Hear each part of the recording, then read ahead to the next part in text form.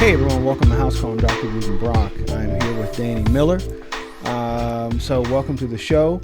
And a quick announcement. So we will, in addition to being available on YouTube and as a podcast, wherever you get your podcasts, we will now be available on an internet radio platform. So we will be joining Hot 101. Mm-hmm. So we'll be part of the Hot 101 family. So big up to House Call. Yeah, that's a promotion, right? Yeah, absolutely. We used to not. Yesterday we didn't have radio. Today we got radio. So that's the come up. Right. But it's actually going to be really exciting because so now you'll be able to listen like in your car. You have to. I think you download the app for Hot 101. Is that Android and iPhone? I think so. Yeah. Yeah. Okay. So everybody should be able to listen to it. So you can listen in your car, you know what I mean, through your phone. You can listen at your computer if you're working. So that's just another way. And the cool thing about that one is you'll be able to listen live. So our show will be Sundays at 2. And so we'll have 2 to 4. We'll have like a 2-hour block. Yeah, so y'all can actually call in, right, write in, and ask questions or whatever. Right. So we'll have to figure out the system for allowing people to call in and stuff like that. But yeah, so you'll be able to be a part of the show, and we want that interaction. We want questions. We want comments. So I'm excited about that. I left my water over there, so I'm gonna have to get up and go grab that. Yeah. See, this is what I'm talking about. Amateur stuff right there. I don't think Joe Rogan has to deal with that kind of stuff. Maybe not. Mike Tyson. I like Mike Tyson's podcast. I've never heard it. Hot Boxing with Mike Tyson. It's so good. I'm glad Mike Tyson landed on his feet, man. Yeah, me too. Because if you were watching in like the 90s, early 2000s, it started to get bad, right? He should be dead by now. Yeah, I thought he would be dead for real. It started to get bad, but it seems like he's back to being in a prominent position. Yeah, which I think is really, really cool. At least he doesn't seem crazy, out of his mind. No, he actually seems not Mike. Not that I'm saying you were ever crazy, because you'll get. You know, Mike. Nah, listen, you ain't going. You can't co-sign. I'm not co-signing that. Listen, Damn. Mike, you seem like a solid dude. Always did. I really liked you. I always watched your fights. If you ever see Danny and I walking down the street or whatever, understand that I feel good about all of it. Like, we're cool. Even when he bit Evander's ears. Hey, listen, man, sometimes you gotta do what you gotta do. Yeah, I feel you. You know what I mean? But in all honesty, I really like hearing about his life. It's just such an interesting life. Always liked Mike Tyson. You know what I mean? Man. Like, it's just such an interesting life. But you know what was interesting to me? I don't know why we're even still talking about it, but I wonder if other people feel like this. I am now, because of the whole, like, when who did he fight? He fought just recently. Yeah, he just fought Roy Jones. Thank you. But it made me go back and watch old fights and stuff, and my memory of his career is totally different than what actually happened. You know what I mean? Because, like, he's a legend. Yeah, because like, we watched his entire career. We were of the perfect age, and we watched his whole career. He was like I feel like there's a generation that had Ali as their boxing hero, but ours was Mike Tyson. It was. And so I forgot about the fact that, like, he really never came back. Like, after when he came back from prison. and came back, it never really was the same. I forgot about that. Because he changed his team, man. Oh, really? He linked up with Don King. You know, when you link up with Don King, you're in trouble. Yeah. But wasn't he with Don King? He wasn't with Don King before that? I don't think so. Huh. Anyway, but I tell you what, and I told you this not long ago, I want to do a fight night where we watch old fights. Classics. Yeah, I want to watch, like, Ali fights. I want to watch, like, all the famous fights that you hear people talking about. I want to sit down and watch them. Like, I watched Hagler Hearns. 2? No, 1. It was a bang. Is that the one where it was like the first 3? It was 3 rounds, but it was 3 rounds of war. Yeah. They were just. Who won? Tommy? Nah, I forget. Me too. I want to say Hagler won. And do you remember what weight class were they? I can't. I'm terrible with that. I But they never were remember throwing. that kind of stuff.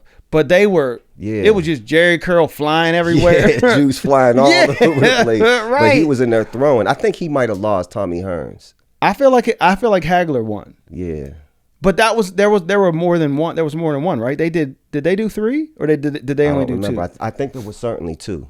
Okay. Yeah. So I watched that and like because Tyson's like back in everyone's mind. So now they're all these when I pull up YouTube, there's all these Tyson videos that pop up. You know what? That's just something else completely random to think about.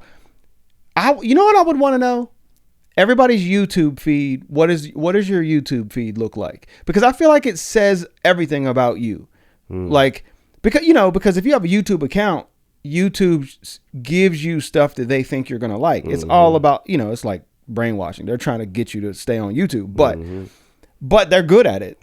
Because but it's just so funny to me what they show me. So I get a lot of fight videos. I get a lot of boxing. I hate this. I get boxing videos and martial arts videos. Yeah, because I love fighting. That's your personal page?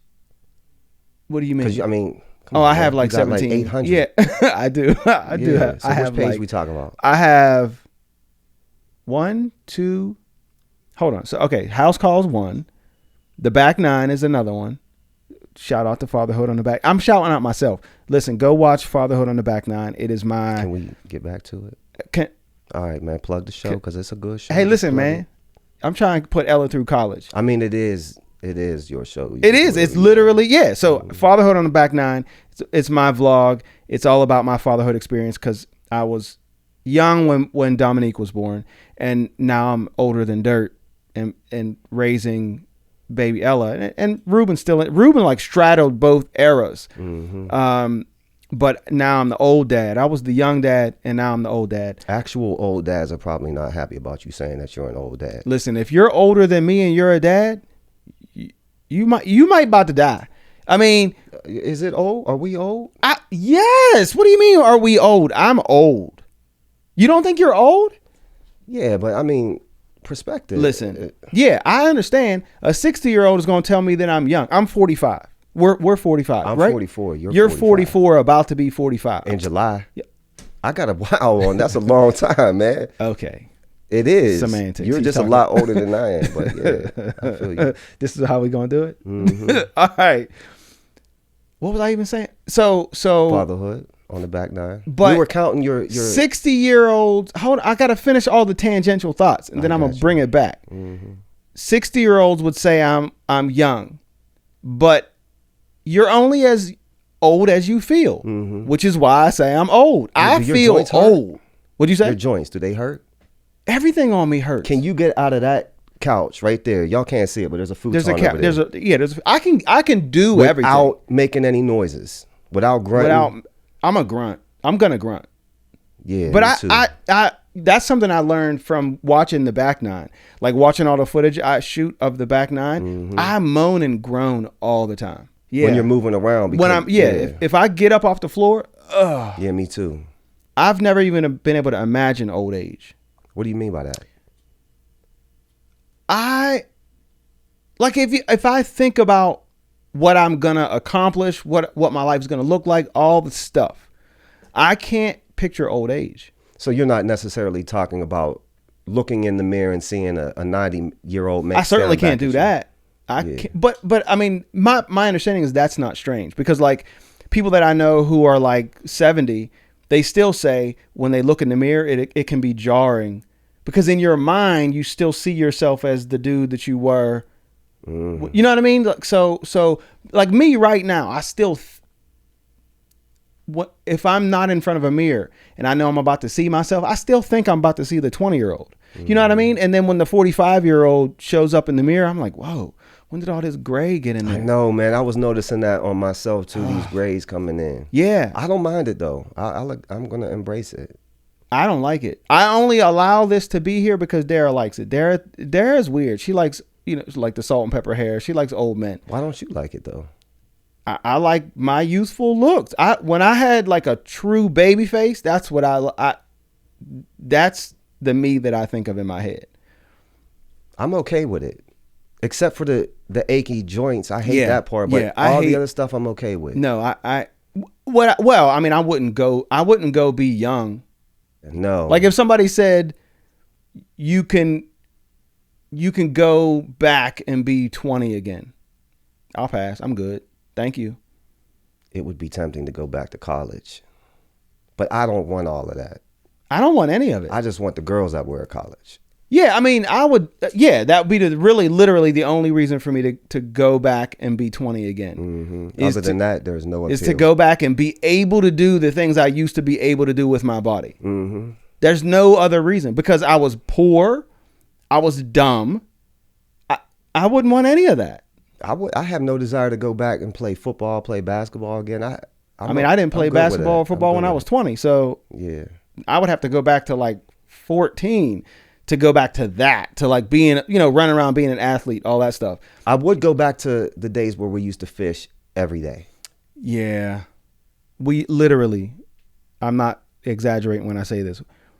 Summertime rolled around, we would literally go fishing every day. Mm-hmm. Every day. Mm-hmm. And to be able to do that, today, like right now, I feel like we would need a solid 10 minutes of looking at calendars to find a day that we could go fishing. Yeah, because we've been talking about doing it for the last 5 years. Couple years, yeah. I don't have time for that. Mm-mm. But yeah, man, can we do it? Let's just do it. Let's say, because what we had planned on doing was the whole fish fry. Right, we could do it. We had that fish fry at your old place. We'll find a day. We ain't gonna find a day. But let's talk about it. I mean, let's just keep saying we're make ourselves feel good about it. Right. Yeah. All right. So we gotta go back. So the YouTube channels. I have the Back Nine, House Call, and my personal channel. That's it. 3. I feel like there's another one. Ella. Oh, Ellavision. That's right. There's 4. I don't really do anything on Ellavision. I just every now and again I'll put up home videos of Ella. That's when you're researching or just, I'm always on the Back Nine. So that's where all your martial arts videos and fight videos. Yeah, but so when I'm watching YouTube, just to be watching YouTube, I'm watching like clips of great martial artists. That's what I like. Because I just love Kung Fu. What's that? Are you done with Kung Fu? My body can't handle it. But I thought it was supposed to. I remember having problems with my shoulders, and you were telling me that. Yeah, it can be restorative. It can be, but I'm not good at like setting the limits that would allow that. You know what I mean? If I was doing Tai Chi, it probably would be helpful, because moving is actually better than not moving. Like the most pain I feel in any given day is when I wake up, because my body's been still and it just hurts so bad. And if I get myself moving, it actually gets a little bit better. But if I would go and do a 2-hour Kung Fu session, I would pay for it. And it's not worth it. But what belt are you right now? I'm like we were sashes where I was studying. So sashes. I was, I forget. It's right under black. I think it's really red. You were that close? Oh yeah. Do you lose any of that? So if you sit out for 10 years and you go back and you be like, I got this. I mean, I would have to refresh. Yeah, I would have to refresh myself, because it's about knowledge. It's not about necessarily physical ability. Yeah, it's about knowledge, and so there's stuff that I forget. Yeah, but I would still I remember enough of it right now that like if something popped off, I'd be okay. But I wouldn't remember enough of it to like impress somebody on a stage showing off my abilities.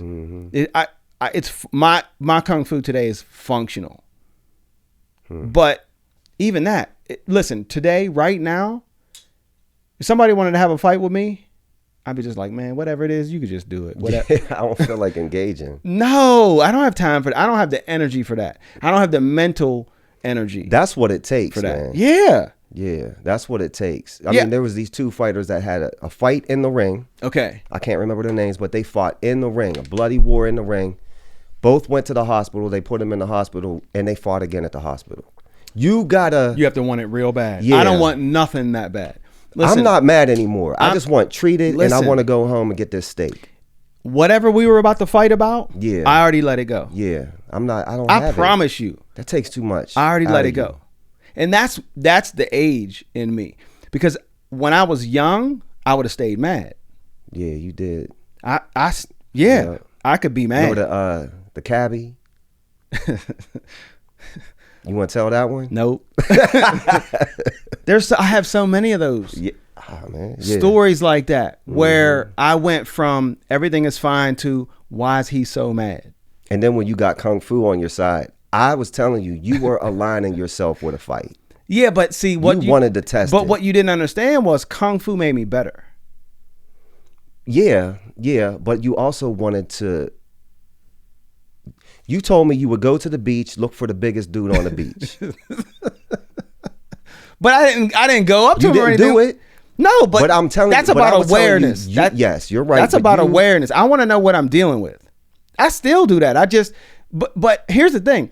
Kung Fu taught me control, like mental control. You know what I mean? So how to avoid that fight. because the cab driver, there was a cab driver in New Jersey. I took Rueben to New York, and we stayed at a hotel in New Jersey because How old was he? we were broke.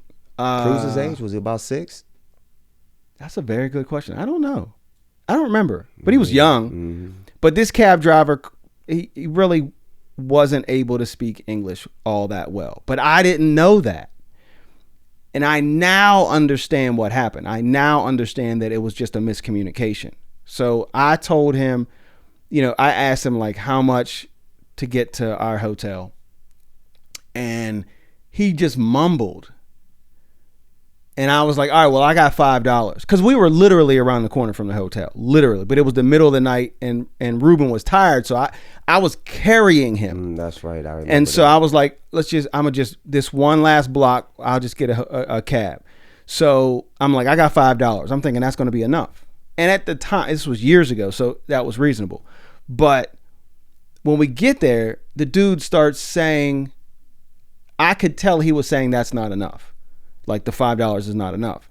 But in my mind, we had already settled it when I told him $5 and he kind of just was like, you know what I mean? Mm-hmm. And then I'm like, all right, here's your $5. And he was like trying to tell me, and then he's pointing at his little ticker thing, you know what I mean? The shows you the price. And it was like something ridiculous. And it was clear to me that this was he was gaming me. At least from my perspective. Yeah, but don't they have, I think there's a limit. I don't think, if you ask for a ride from here to downstairs, you're paying at least. Yes. Whatever it is. Yes. But it was one of those situations where he went the wrong way. Yeah. He was just kind of like, you know what I mean?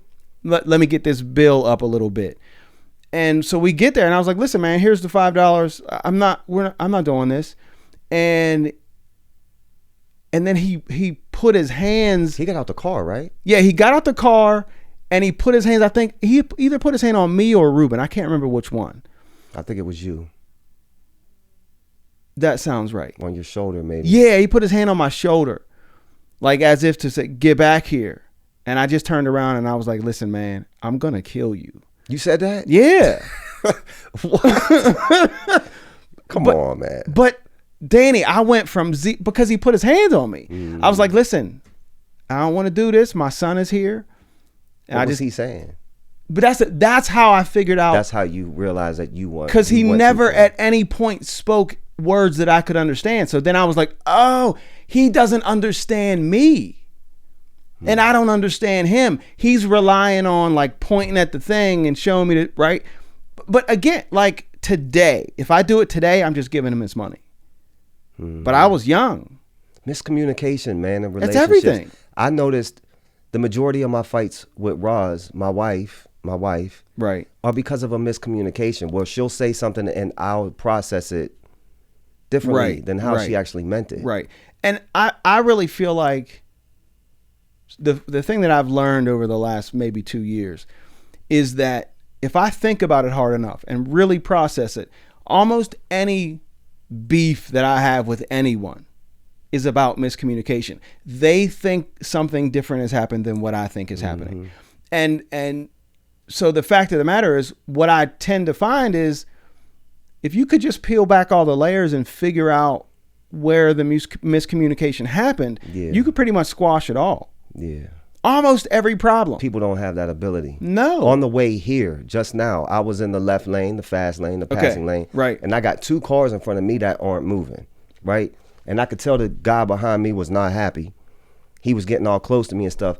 And when he went around to pass me, he just gave me the middle finger as he went.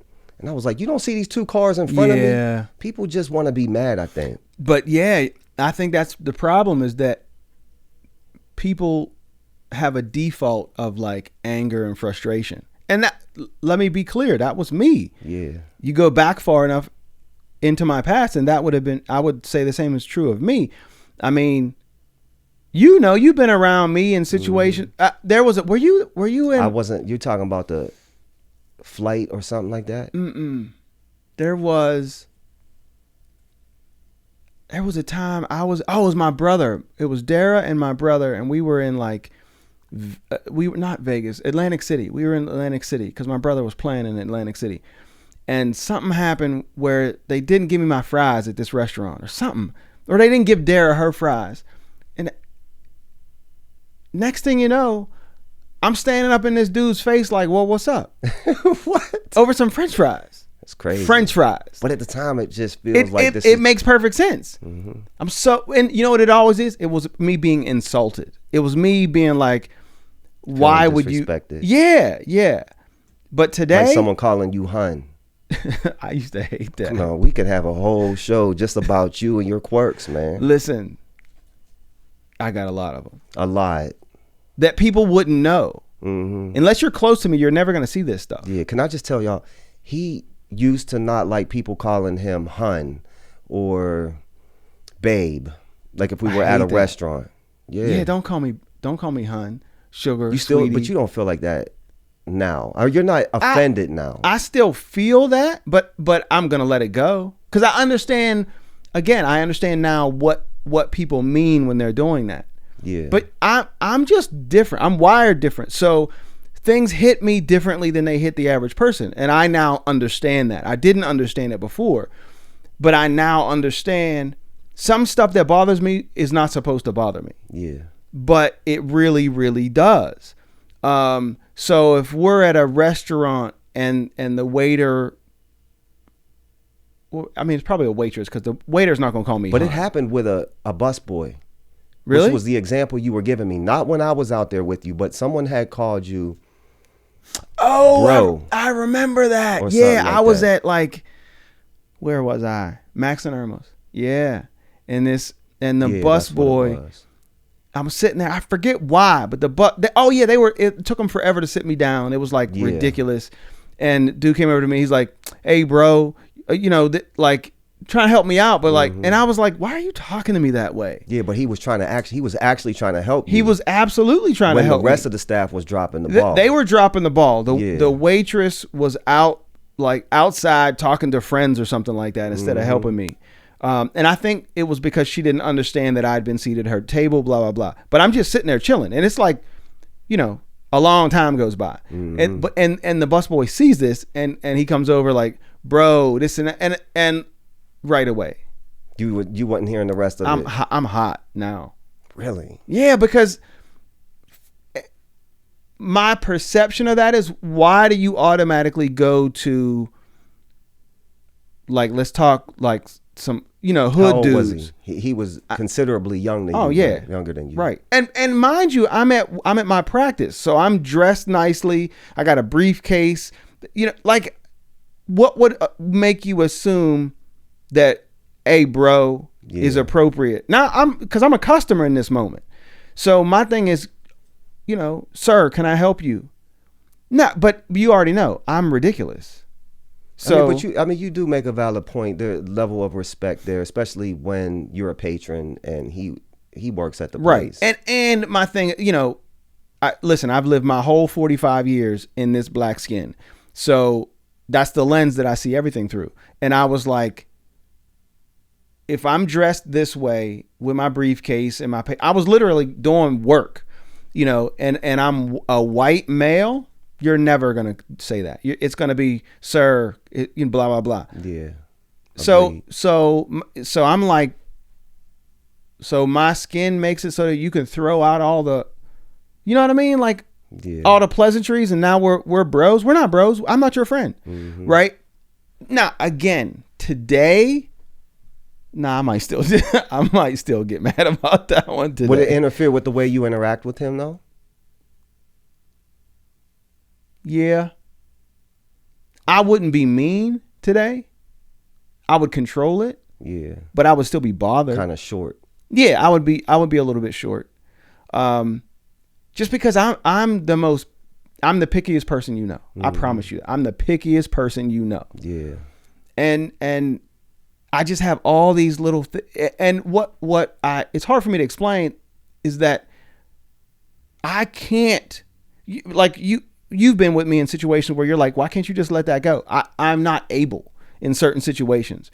You've seen it. It's frustrating. I go from everything is fine to, are you really this upset? Mm-hmm. And it's instant. And there's no talking you out of it. No. You know who can talk me out of it? Dara. Yeah. She's the only person on earth. Yeah. I've never done it. No. I don't know the time that I've ever talked you out of it. She's like, she's like a snake charmer for me. She's like a magician. She's I don't know what it is. Yeah, but there have been times where I could tell you're starting to heat up, and she'll say something, and I'm sitting back and I'm wondering, how is he going to handle what she just said to him? Right. And you always she knows how to push the buttons, like do, and I'm just good now. I don't know how she does it, but it's amazing. Yeah, you're lucky to have found her. Oh my goodness, because I'm a problem. Mm-hmm. With her, what ends up coming out to the world makes sense. Yeah. Without her, people are like, "Yo, is that dude okay?" Mm-hmm. I mean that. Yeah, it's crazy, but we're getting carried away. We have to. I want to make our plugs. I want to say happy birthday to Martin Luther King. Yeah. Because it is Martin Luther King weekend. Mm-hmm. So happy Martin Luther King Day to everybody. His birthday was on the 15th? I think his birthday's the 15th, but we celebrated on the Monday after his birthday. So Martin Luther King Day will be on tomorrow. So if you're probably seeing this not tomorrow, but it's Martin Luther King weekend. So shout out to Martin Luther King, but also for those of you who have just turned on your radio or turned on your, well, it's not radio yet, but turned on your computer, you are watching or listening to House Call with Dr. Rueben Brock. I am your host. I'm here with my partner in crime, Danny Miller. We got lots of stuff to talk about. I certainly never imagined I'd have a baby on my hands at 44. My first child was born when I was 17. And with my oldest daughter being grown now and my son being 15, I thought I'd be an empty nester by 50. I figured I'd be traveling, living the life. But life doesn't always go as planned. I got divorced and remarried to a woman 10 years younger than me, and she wanted kids. So here we are. Age 44, brand new baby. I thought it might be cool to document some of my time with the baby and what I learned from it. I know I'm supposed to be teaching her about the world, but it sure does feel like I'm the one learning. The life expectancy of an African American male is somewhere around 70 years, which means I'm definitely on the back nine. This vlog will be a record of my journey to relearn fatherhood on the back nine. The first thing I wanted to talk about was just a shout out to our guest from last week, James Keller, right? Mm-hmm. Is it Keller? Yeah. Good dude. I actually really like him. Yeah, he was cool, man. We've kept in touch since. A lot of people watched that episode and have sent me messages like, I can't believe he said this, I can't believe he said that. Mm-hmm. And I agree.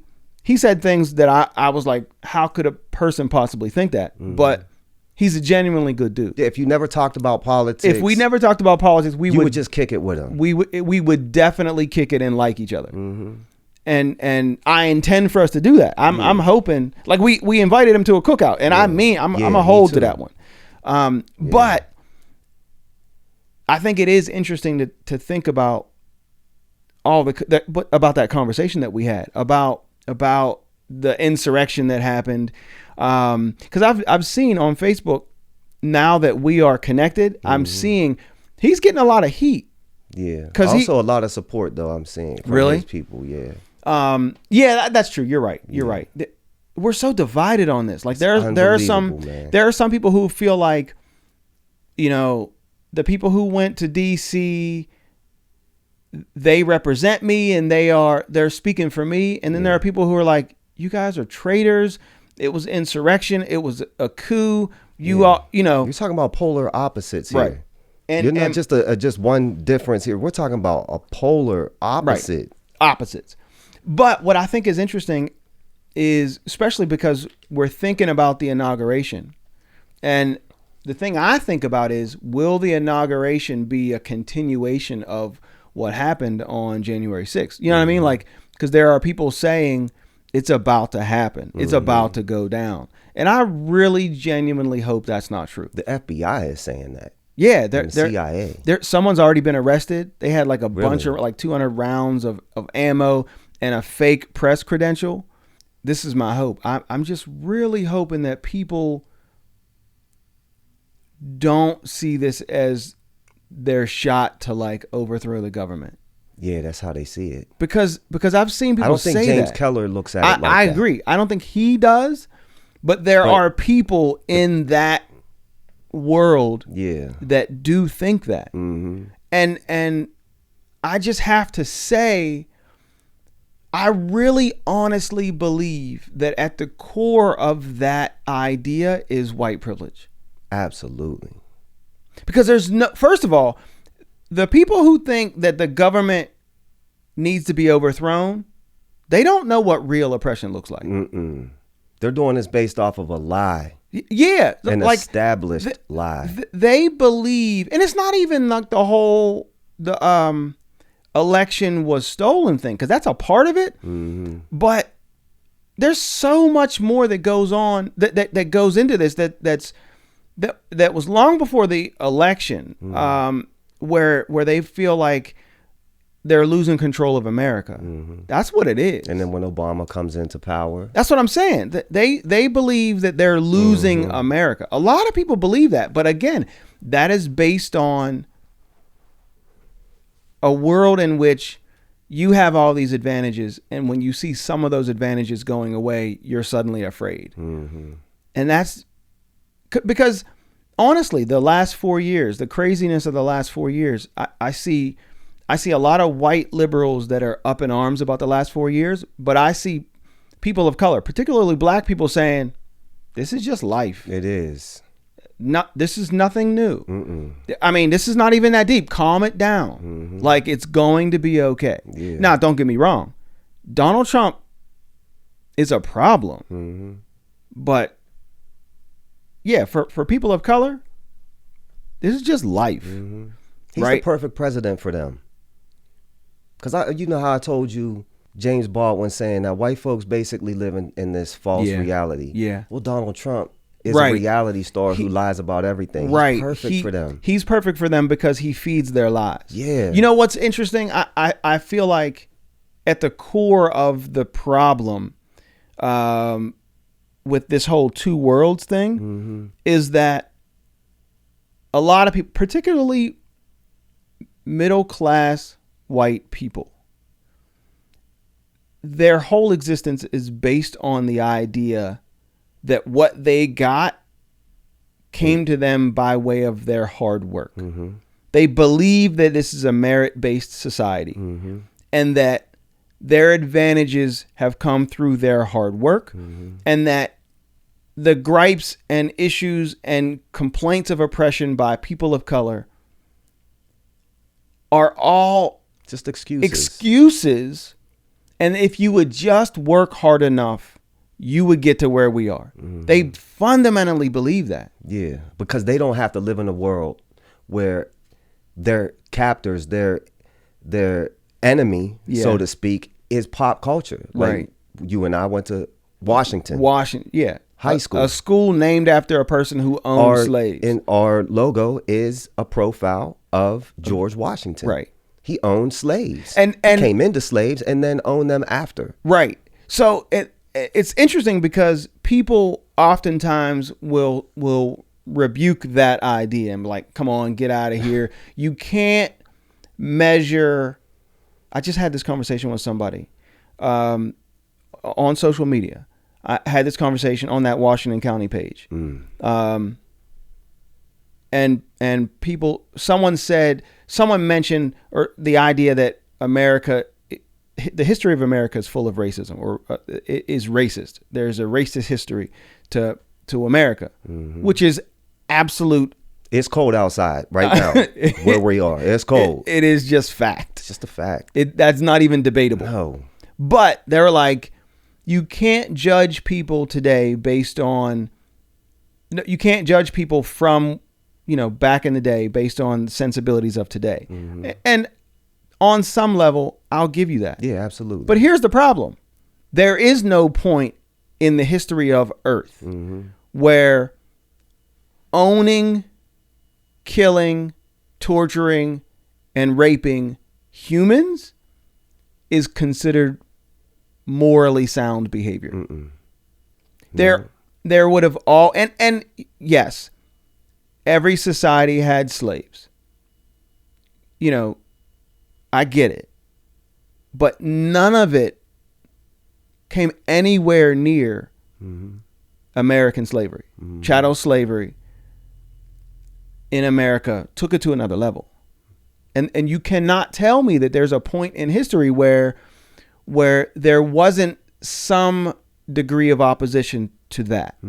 It's just that America's a capitalist society. Right. So at the end of the day, money wins. Yeah. You were just bringing in way too much money. You're bringing in too much money, so people aren't going to stop it. And so when I say, listen, racism is embedded into our founding documents, a lot of people get mad, but it's like, well, listen, that's not debatable. Right. 3/5 of man is a thing that did it literally is there. You could just look it up. Yeah. Right. So racism is embedded into our history. Absolutely.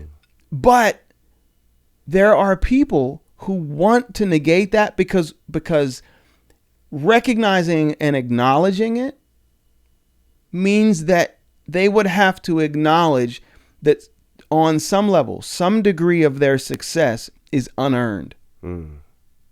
Yeah. That's the problem. Yeah. Right. Yeah, you're right. I mean, you think about the Fugitive Slave Act. You see a black man or a black woman out, it is your duty. Yeah. To take them. People don't want to acknowledge, like somebody, who was it? Somebody that I'm friends with. I forget. I can't remember why I don't remember. I don't remember anything these days. Speaking of being old. But somebody said, I don't want to have to fix a problem that I didn't create. And I'm like, all right, cool. I'll give you that too. Here's the problem. And so, because their argument is nobody alive today owned any slaves. Right. And that's 100% so get true. over it. Right. Yeah. But here's the problem. American society does exist. Right. The American government does exist. And that structure did create, did benefit from, did perpetuate that system of oppression. And still does. And still does. Yeah, if you just looked at the judicial system. It still exists today. Yeah, prison pipeline. But people don't want to acknowledge the set of privileges that comes with many people. There are people who do. But many people want to believe in this false meritocracy that is America. It's not a meritocracy. Right. Right? Because I've said it before. If it was about hard work, if it was about, doing what you're supposed to do, then your dad would have died wealthy. Just hardworking, like committed, never missed a day of work. Working class, just put your head down, do what you're supposed to do. Right. Type people would because he was cleaning up kids' trays during lunch. Right. Right. He's not going to get the same type of level Right. of respect. Yeah. And there are people who didn't do much in life who are wealthy. Right. And it's not about merit. Right. It's about that there are a set of benefits that some people are born with. And it's not like absolute. I was born with some privileges. Yeah. I'm privileged to be male, and I recognize that as a male, I have an easier time negotiating salaries and blah, blah, blah, because me being assertive, even as a black male, me being assertive is less problematic than a woman being assertive. Yes, I agree. To many people. A woman being assertive is considered a bitch. Right. It's like, why are you being such a problem? Why, you got an attitude, this and that, and blah, blah, blah, which is messed up. But I can acknowledge that. Right. I can say, I see that. Yeah. And me seeing it doesn't negate anything. Right. It just means that I recognize it. And that I respect that women have to go that extra mile and endure that. And because I see it, if I come into a situation of power, then I need to address that. Yeah. Right. There are not many employees at this company. This is all, I own all of this. Right. And so I have employed people over the last few years, and I insist on making sure, even though I don't have a ton of money, it all comes out of my pocket. Yeah. Right. But I would never consider paying a woman less than what, you know what I mean? Like, it doesn't even make sense. It wouldn't make sense to me, but there are people who do it. Because what they'll say is, well, we negotiate salaries and she asked for less, so she got less. That's messed up. That's just messed up. You're just a bad person. You know what I mean? Like, you just suck at being a person. Yeah. We got a long way to go, man. And so there are white people out there who aren't able to do what I just did, which is acknowledge that there's a privilege that comes along with being male. Right. There's a privilege that comes along with being heterosexual. So I know that if I'm at the mall and I kiss my wife, nobody will say anything. Right. But if you and I are married and I'll see you later, honey, and give you a little smooch, there are people who would look at us like, ew, right. What? Yeah. listen, I'll punch you in the face. Yeah, exactly. See, I'm not that dude anymore. I'm not gonna punch you in the face. Well, but I wish I could. Yeah. That stuff makes me mad. Why can't people just acknowledge that there are privileges associated with certain things? It's not that difficult to see. I think it's because people, again, they want to hold on to that meritocracy idea. Like, I'm successful because I just did it right. But if you took the guy who's in the trailer park who has nothing, who works every single day, because that exists. Right. He works hard. Yes. And he doesn't have much. And he's saying, I don't have privilege. Yeah, I don't have white privilege. And I'm saying, yes, you do. Yeah, because you're not going to get shot and killed by the police. Right. The privilege is if the bank. This was a true story. When I was like 20, I didn't have any money, and the bank charged me a bunch of fees, and so then it overdrew my bank account. And me being 20, I didn't understand, so I went into the bank like, y'all got to give me my money back, because if y'all hadn't done this, that check would have cleared, but that check bouncing got me all these fees, which now I got less money than the little bit of money that I didn't have yesterday. And I was mad. So I was in there like talking to the manager, right? And me with, I'm loud. I'm a loud person. I'm loud right now. But me, I'm in the manager's office, and I'm like talking a little bit loud because I'm a little bit upset. And I remember seeing a look on her face like she's afraid. Yeah. And I looked around and I could see like the security guard getting closer, and you know what I mean? And I thought about it in that moment. Me in this body being upset scares people. That's, again, white privilege, man. You don't have to worry about that. But because so that white dude who feels like he has nothing, the privilege that he has is that he could go be mad at the bank, and security wouldn't. Right. roll up on him. Right. You know what I mean? That's exactly or right. you can know that if you take a shower, shave, clean yourself up, people will make the assumption that you're successful and doors will open for you a little bit. Mm-hmm. Whereas even me in my nicest clothes, I still get assumptions that are based in fear. You refuse to wear hoodies Yeah, I won't. I'm not doing for that that very reason. because I just got tired of the way people would treat me. Mm-hmm. Yeah, so think about that. Like, Yeah. I can't wear a hood. There's a whole collection of clothing I can't wear just because I got dark skin. Right. What? So yeah, there's a privilege that goes along with whiteness, and so my firm belief is that a lot of this whole like America's being overrun, blah blah blah. That's white people. It is because the way they think is just so because by and large, black and brown people recognize this has always been America. Yeah. It ain't brand new. Nah. There's nothing new happening. Nah. Trump just took the lid off of Yeah. it. You In can fact, all look inside and see. he did us a favor. To be honest, We have already said yeah, this. he did us a favor, and it's a favor that I knew we needed. Yeah. I called it way back then. We need this. Now, I didn't see it going the way it did, but I knew we needed it. I said it back. We had this conversation in 2016 on election night. I said, this is exactly what America needs. They need for this dude to win so that they can understand. And maybe if enough people feel on a daily basis the way we already feel every day of our lives, something will change. And lo and behold, here we are. But they're losing their minds. They are, man. They're losing their minds. And I saw this. I saw something on social media that said like all this stuff makes clear that most of these white people couldn't handle a single day in our shoes. Oh my, Ruben. And that's the gospel. It is absolutely without a doubt. Yeah, that's the gospel. And what did Chris Rock say? There ain't a white man in this room that would change places with me. None of you. None of you would change places with me, and I'm rich.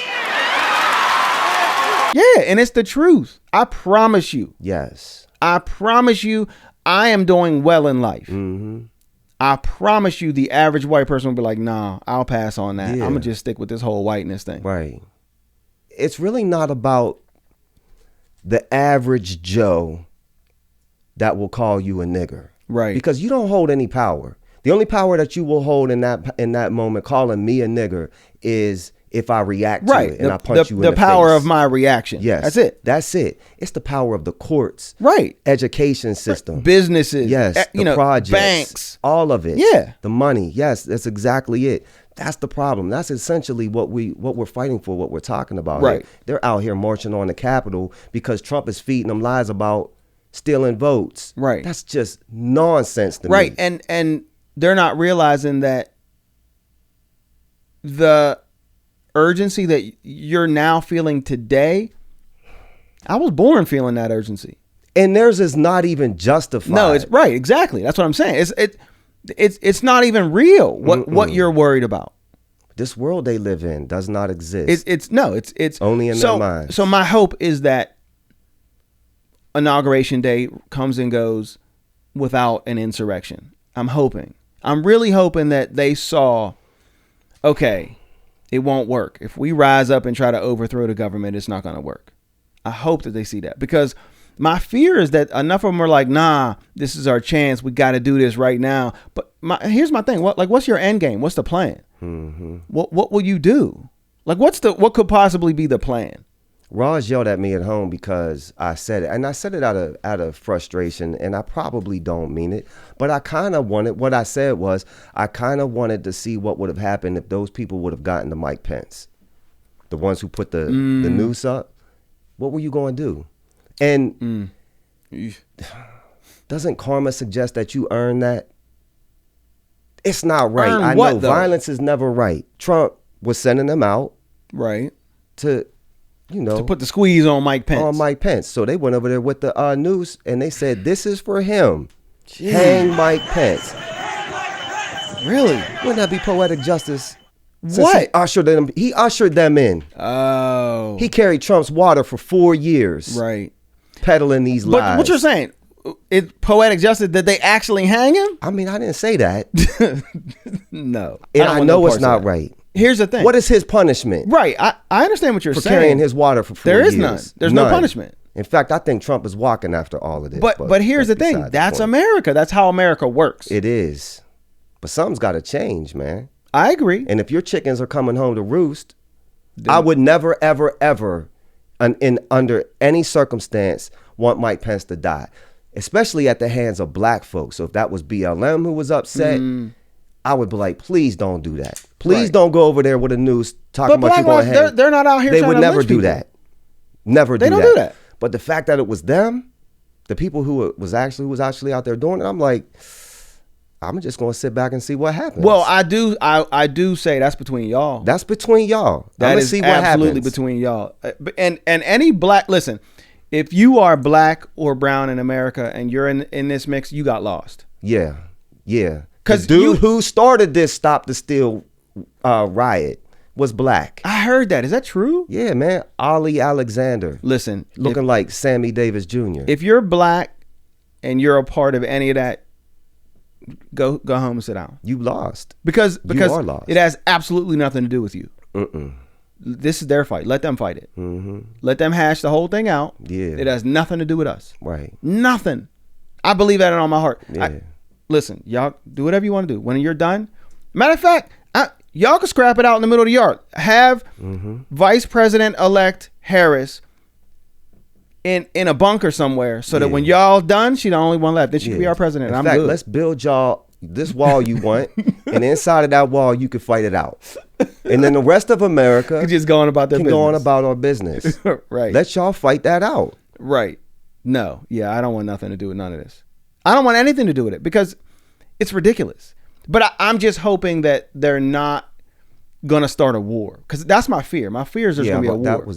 I think that was a pre-war strike that we already. That's what I'm saying. And the problem is there's just way too many people out here who don't understand that it is not as simple as they think it is. Mm-hmm. So like they hate all Democrats or they believe that all like anything feels or thinks any particular way. I'm like, listen, That's nonsense. That's what I'm saying. But my fear is that like there's gonna be somebody rolling up on us That's what I'm because it's like, with. all right, well this is war, so we just got to start picking people off. It's the dude riding around in his pickup truck who sees a black man walking down the street with the Trump flag flying in the back of his truck. Those are the people that are the biggest concern. And what's crazy is that there are people in America who still don't understand that they are the biggest threat to America. That is the biggest threat to America. Is those white supremacist type folks. That is the big, and the FBI has said that, and we like it's just a fact. But they don't understand that they are a problem. They think they're correct. Yeah. The bigger problem is they don't understand that they have more in common with us. Well, yeah, and Donald Trump. I say that a million times over. They don't realize that and just like when we brought James Keller onto this show and we talked, we agree on most things. Yeah. And we got a couple people who we see on Facebook who say some crazy things who we used to work with. Right. We were like this with them. Right.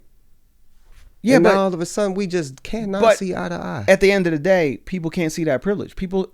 Because a lot of people, when we talk about like issues like racism and oppression that's still ongoing, blah, blah, blah, they're like, what are you talking about? Because they live in that other reality, a reality where those things don't exist. So then now today, when it's happening to them, they're like, oh, this is crazy. We got to take America back. I'm like, listen, y'all lost America a long time ago. A long time ago. When they got pushed back into the swamps and you were Right. told you're not allowed to say the word nigger anymore. Right. You lost. You lost. And America's not going to go back. Right. Not to that. You can't live in a democracy and not be progressive. You have to be ready and willing to grow. Right. This conservative thought, I don't know how that works in a democracy. This is the thing. I'm glad you brought that up because I really legitimately don't understand the idea of being a conservative. Nah, it doesn't make sense. Because what are you conserving? Right.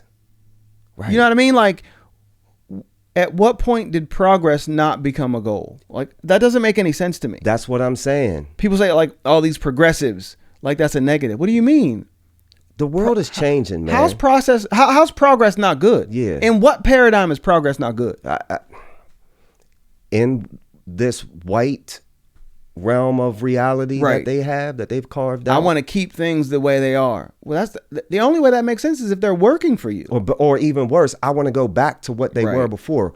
What in the F do you want to go back to? Right. What part of American history do you want to stop at?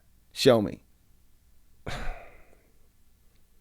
Yeah, that's why I'm saying, like, I don't understand the idea of being a conservative, because what are we conserving? I don't know.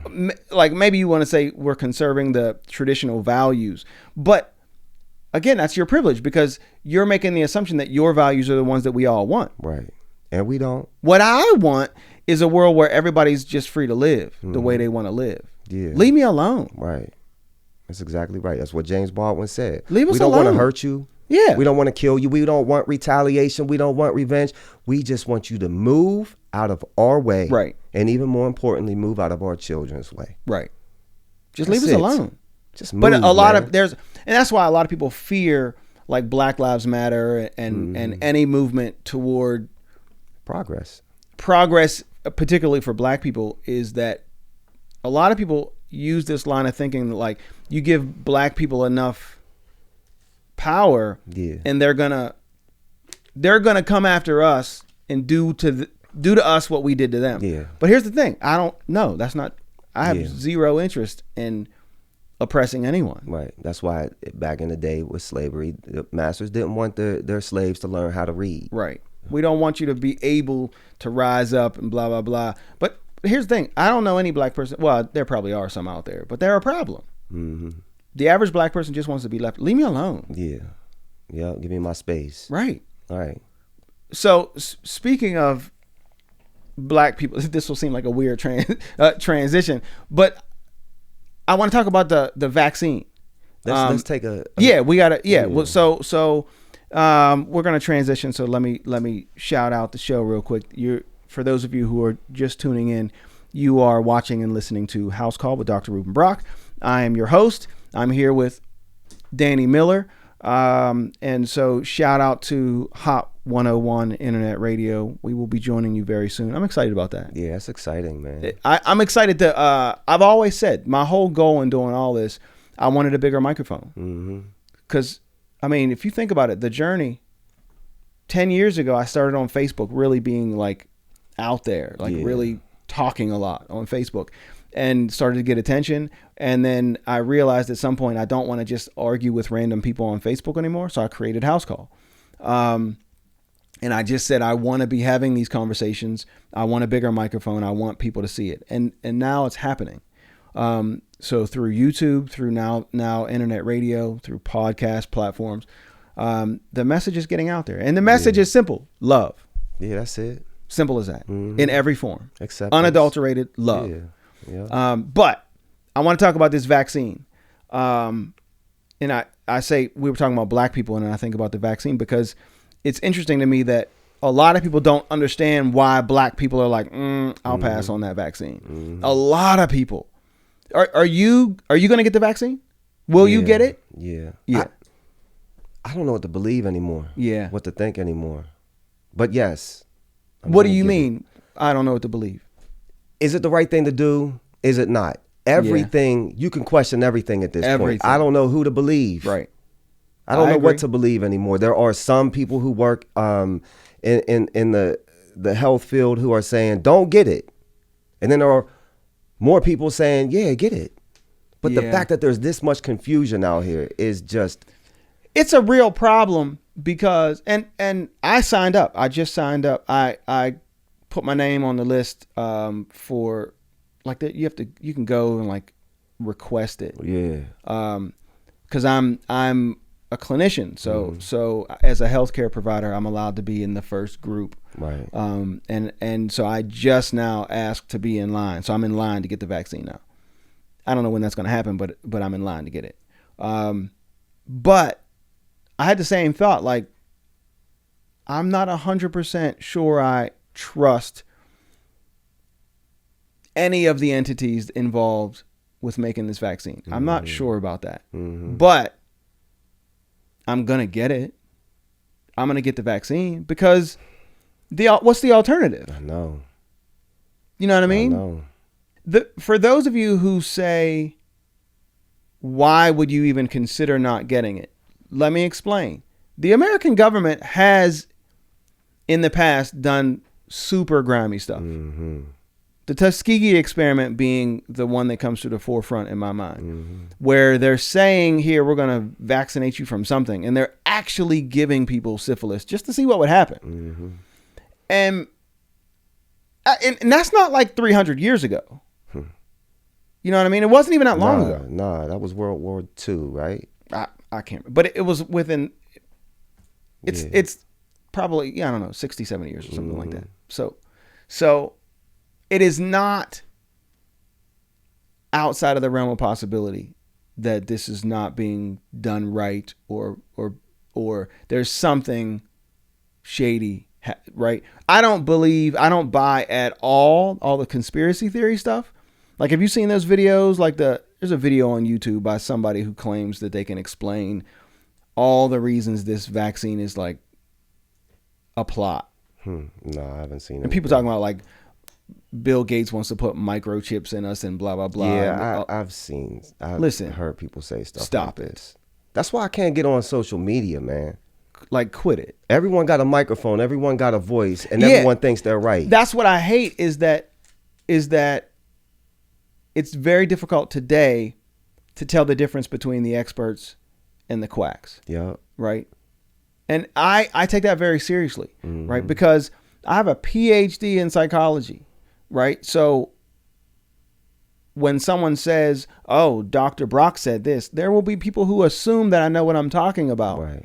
And so I try my best to not speak too much outside of my field of expertise. Right. I'll give my opinion about life, but when I'm speaking from the perspective of attempting to give advice on something, I'm really careful about what I say because I understand that people will think he must have done the research. He's a doctor, right? Yeah. But it's hard to tell today. So because everybody had like you got like Dr. Umar and stuff like that. People who just say that they're a doctor. People who just say stuff. And all these conspiracy theories about the vaccine, that's what it looks like to me. Just conspiracy theory stuff. Like there's no merit to it. And if you do 5 minutes worth of digging, you'll be able to debunk 90% of what you see. Yeah, it's not hard to find. Right. But the problem is there's a nugget of truth in there that is, well, because we have a money-based society, there are people who will just do the wrong thing because it'll make them money. That is true. Absolutely.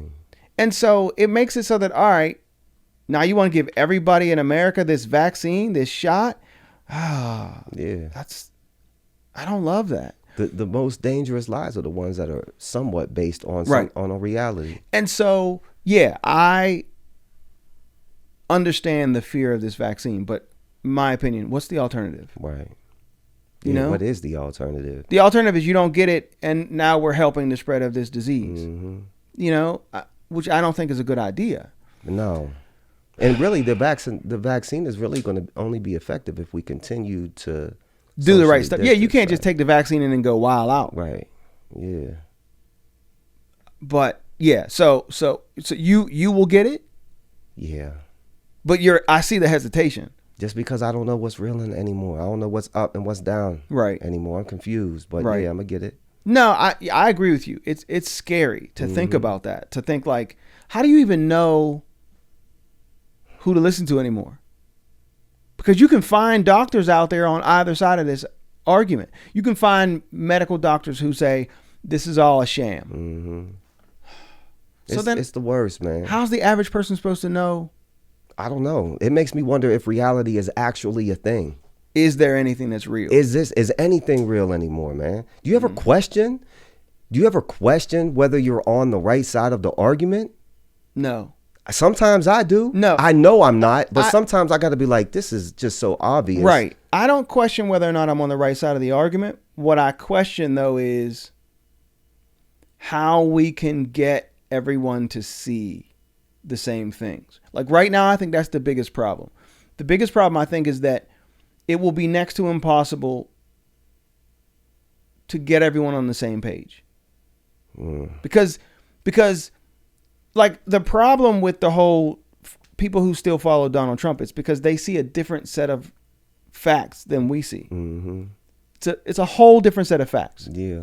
Their reality is different than our reality. And how do you get everyone to, I feel like what would have to happen is that all of the Mitch McConnells of the world, like the high ranking Republicans, would have to sit at a round table and have an open book conversation with high level Democrats where they compare notes publicly and say, no, I know we said that, but that's not true. That's not what happened. Yeah, that's not reality. It's not going to happen. It's not going to happen. But you see what I'm saying? Yeah, like it would need to happen. Because as long as you believe in your heart that there are people out there like grabbing bins full of votes and shredding them or hiding them or throwing them away or whatever. As long as you believe that happened, then you're right to believe that all this fishy stuff is happening. Yeah. Here's the problem. There is zero evidence anywhere of that. But because they complain about this deep state and, the majority working against them. Right. But at the same time, there's all these people working against Donald Trump, and all these people don't like Donald Trump, but he got more votes. Right. That just doesn't. Right. It doesn't compute, How? man. How is that possible? And so, yeah, so my issue is, how do you get everyone to understand that up is up and down is down? How do you get everyone on the same page? Especially when you got Parler. These little. Does Parler still exist? I don't know, but if you offer a place for all of these people to throw around their conspiracy theories, we're never, ever. Yeah. But how can you stop that? You can't. You can't. And that's a big debate that's happening right now. Should you be able to stop that? I think Mark Zuckerberg got way too much power. He has way too much power. Do you think Parler should have been shut down? There are people who say that's not fair. Yes, I do. It's hard to argue it because you're talking about living in a democracy where those types of things, right. Freedom of speech, and but when you're just polluting the air. And keep in mind, the idea of freedom of speech, that we're talking about government entities, right? The government can't sanction whether you're allowed to say this or not say that, right? So freedom of speech is it's not illegal to say things like, I don't like Donald Trump. I'm allowed to say that. The government can't come after me for that, right? Because of freedom of speech. But I'm not, like, right? House Call is our show. If Alex Jones called and said, I want to have a half an hour of your show because I want to be able to say this. I mean, he wouldn't do that because like 7 people watch House Call. But let's say 7 million people watch House Call. I'm not required to give him airtime, right? Because it's ours, right? It's private. So Parler was sitting on private servers owned by, I think, Amazon and Google maybe too. Oh, really? I think Google had something to do with that, but those private servers said, "We're done. We're shutting them down." That is that. So we're not talking about the government suppressing speech. We're talking about private entities not wanting anything to do with certain things. You're allowed to do that. But the question is should Parler be allowed to exist? And who is going to regulate that? That's going to be big government right there coming in. Should Parler be allowed to exist? Yes. Even if everything they're saying on there is just straight up lies. Well, yeah, but you're allowed to tell lies. Right, but we're never going to fix it. If you're just going to be allowed to say and spew anything that you want, how do we ever? But it goes back to what I said a month ago in our conversation. I don't want to regulate any of this. Right, I know, and we shouldn't. But Other than that, there's no way to fix it. Yeah, but Well, it would take generations. It's going to take generations. But You couldn't- what I want is a culture shift. I want for Americans to think differently, to value different things. How helpful do you think it was for Twitter to shut down Trump's page? I think it was helpful because he shouldn't have had a Twitter page in the first place. He has no business. But why? Because he's dumb. Yeah, but if we're going to make if that's going to be our argument, No, and I'm we're saying I don't want him to. I'm not saying he shouldn't be allowed to. He has no business having a Twitter page because he shouldn't be talking, but he also shouldn't be president. I'm not saying Twitter should have never granted him an account. I'm saying somebody who's close to him should have said, "Man, give me your phone." Should somebody regulate it? If you're in a position of power like he is, why would you be allowed to say anything that you want to say? If it's unfounded, you should not be allowed to say that, because they always like to say, and I don't even know if it's true, but you can't go into a movie theater and yell fire. And yell fire, right? That is not protected speech, right? So why would you be able to spew any type of but claims? I think there are ramifications. I mean, that's why he was impeached. He was impeached for saying the wrong stuff. Well, he wasn't impeached because he lies every day on Twitter. I agree, which is what he does. But it crossed the line. Once he said everybody meet me at the Capitol, he crossed the line and he was impeached for it. So there was a consequence. Yeah. Because people reacted to one of his lies. But I'm saying, personally, I believe him lying every day shouldn't be Twitter's problem. It should be the American government's problem. It shouldn't be about Twitter. Shouldn't be saying. So what should the American government do about it? They should have removed him in the beginning. As soon as he started lying. So why wouldn't you remove Parler? Parler's not the president. That's like if I call you and I lie to you, the phone company's not going to shut the phone call down because I'm lying. Yeah. You know, Parler's just a messenger. Parler's a platform. Parler it's a breeding ground. Yeah, but in theory, Parler is neutral. Mm-hmm. You know what I mean? The people who are doing the lying, they are the problem. Parler's not the problem.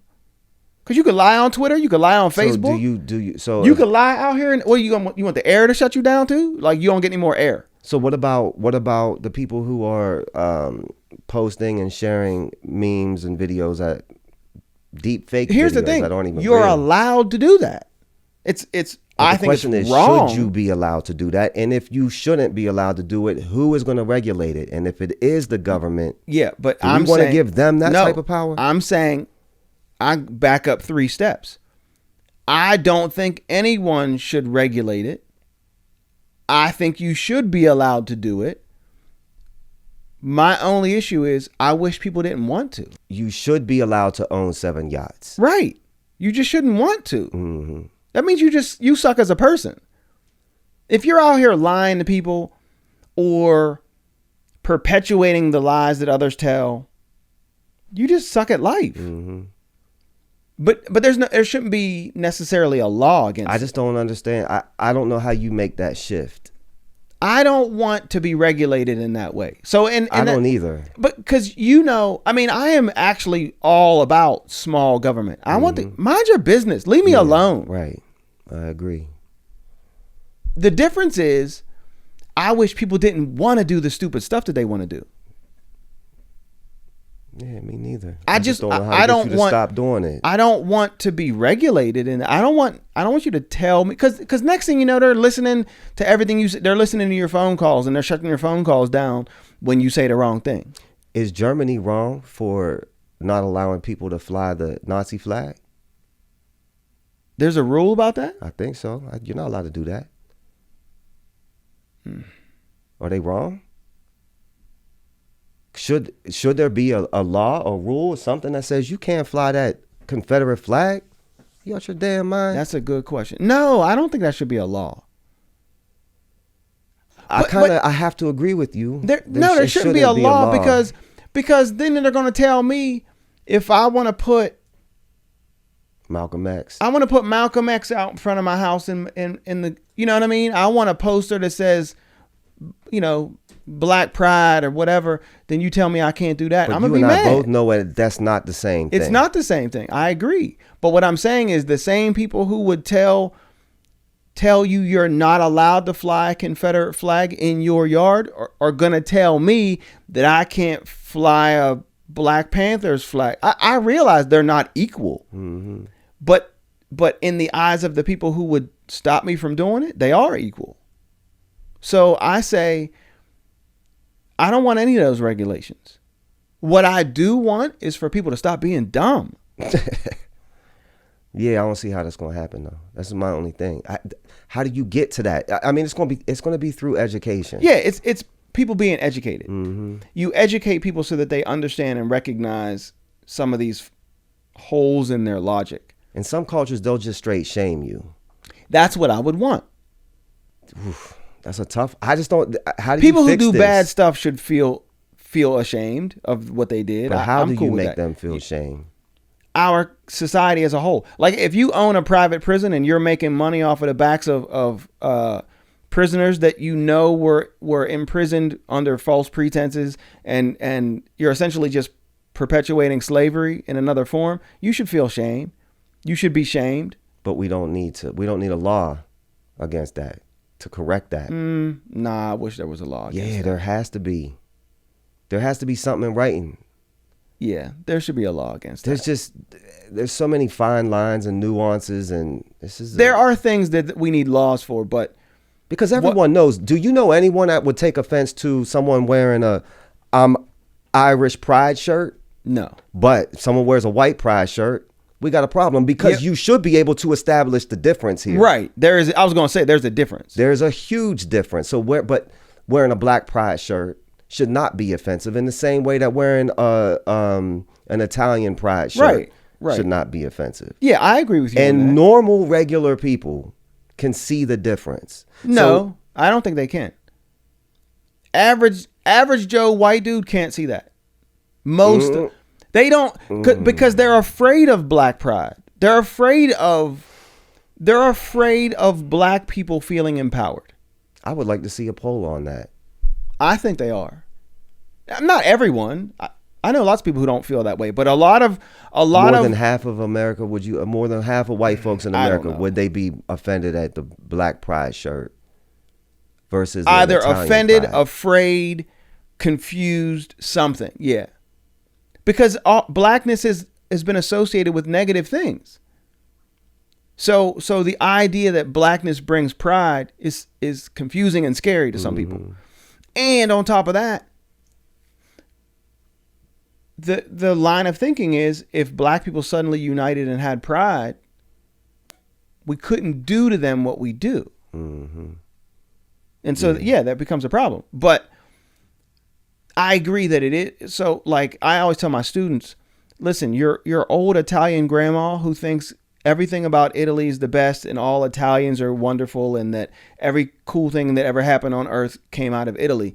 There's nothing wrong with her. Nothing. I want to give you a hug for having I'm gonna give her a hug. that kind of pride. And could I come over when you make your spaghetti because it's probably fire? Fire. And I love spaghetti. Yes. Yeah, there's nothing wrong with her. Right. She's doing what she's supposed to do. Mm-hmm. But the person who's spewing the white pride shit. Well, what I was going to say is when you're saying that, when the same stuff is your African heritage brings you pride and blah, blah, blah, people are like, what do you mean? You're not African. People say that like We don't know what the hell we are. no, unless I you do what you did. Yeah, I got the results. Right.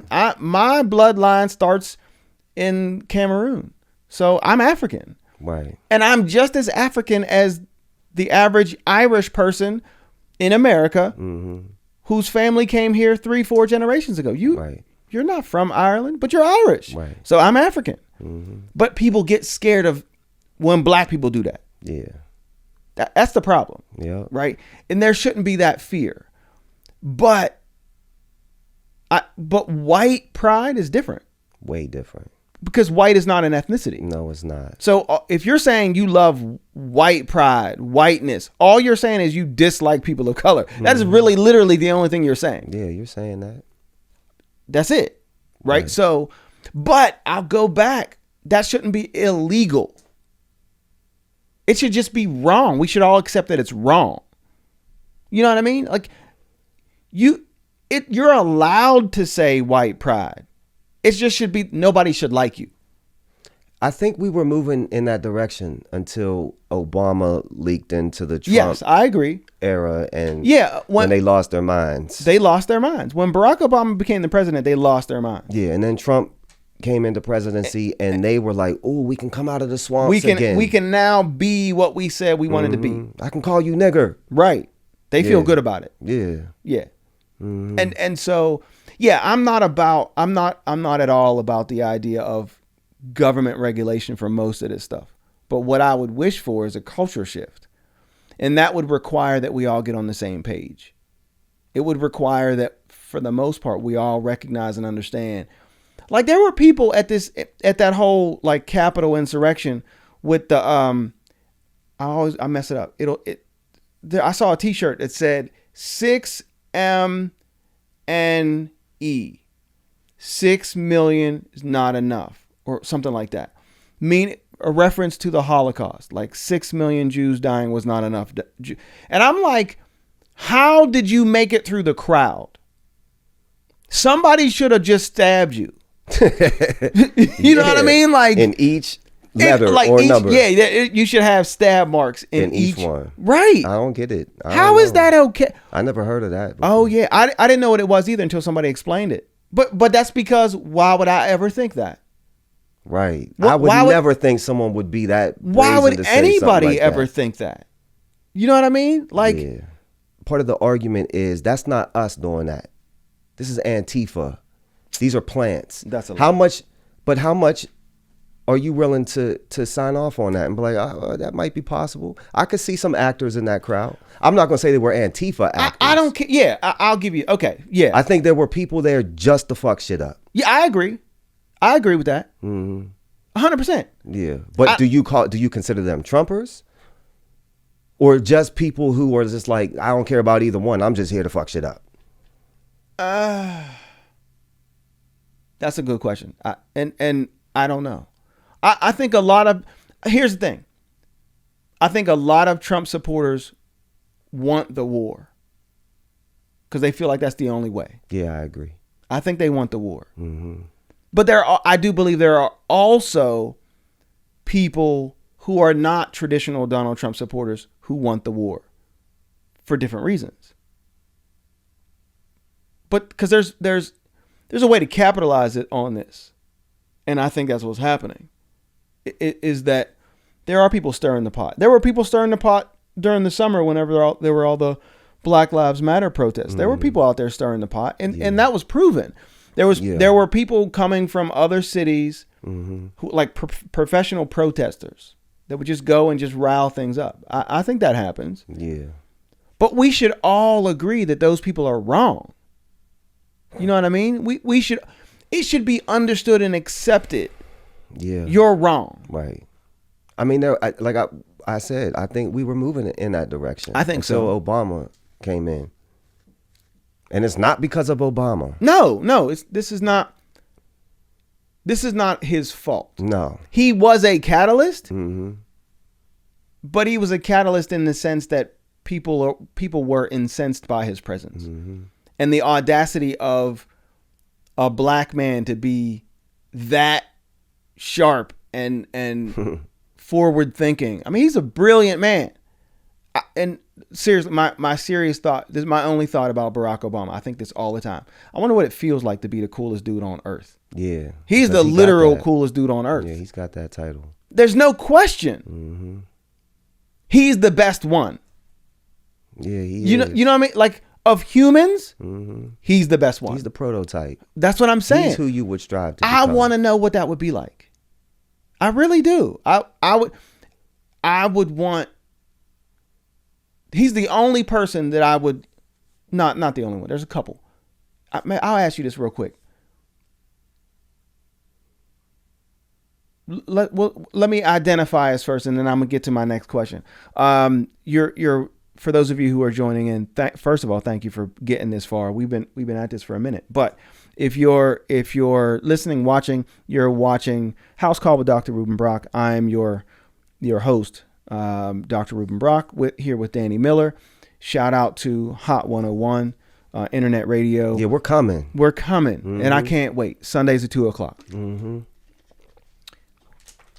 Here's my question. Name the 3 people who you would lose your mind if you got to meet. Barack Obama. Like you could not keep it together.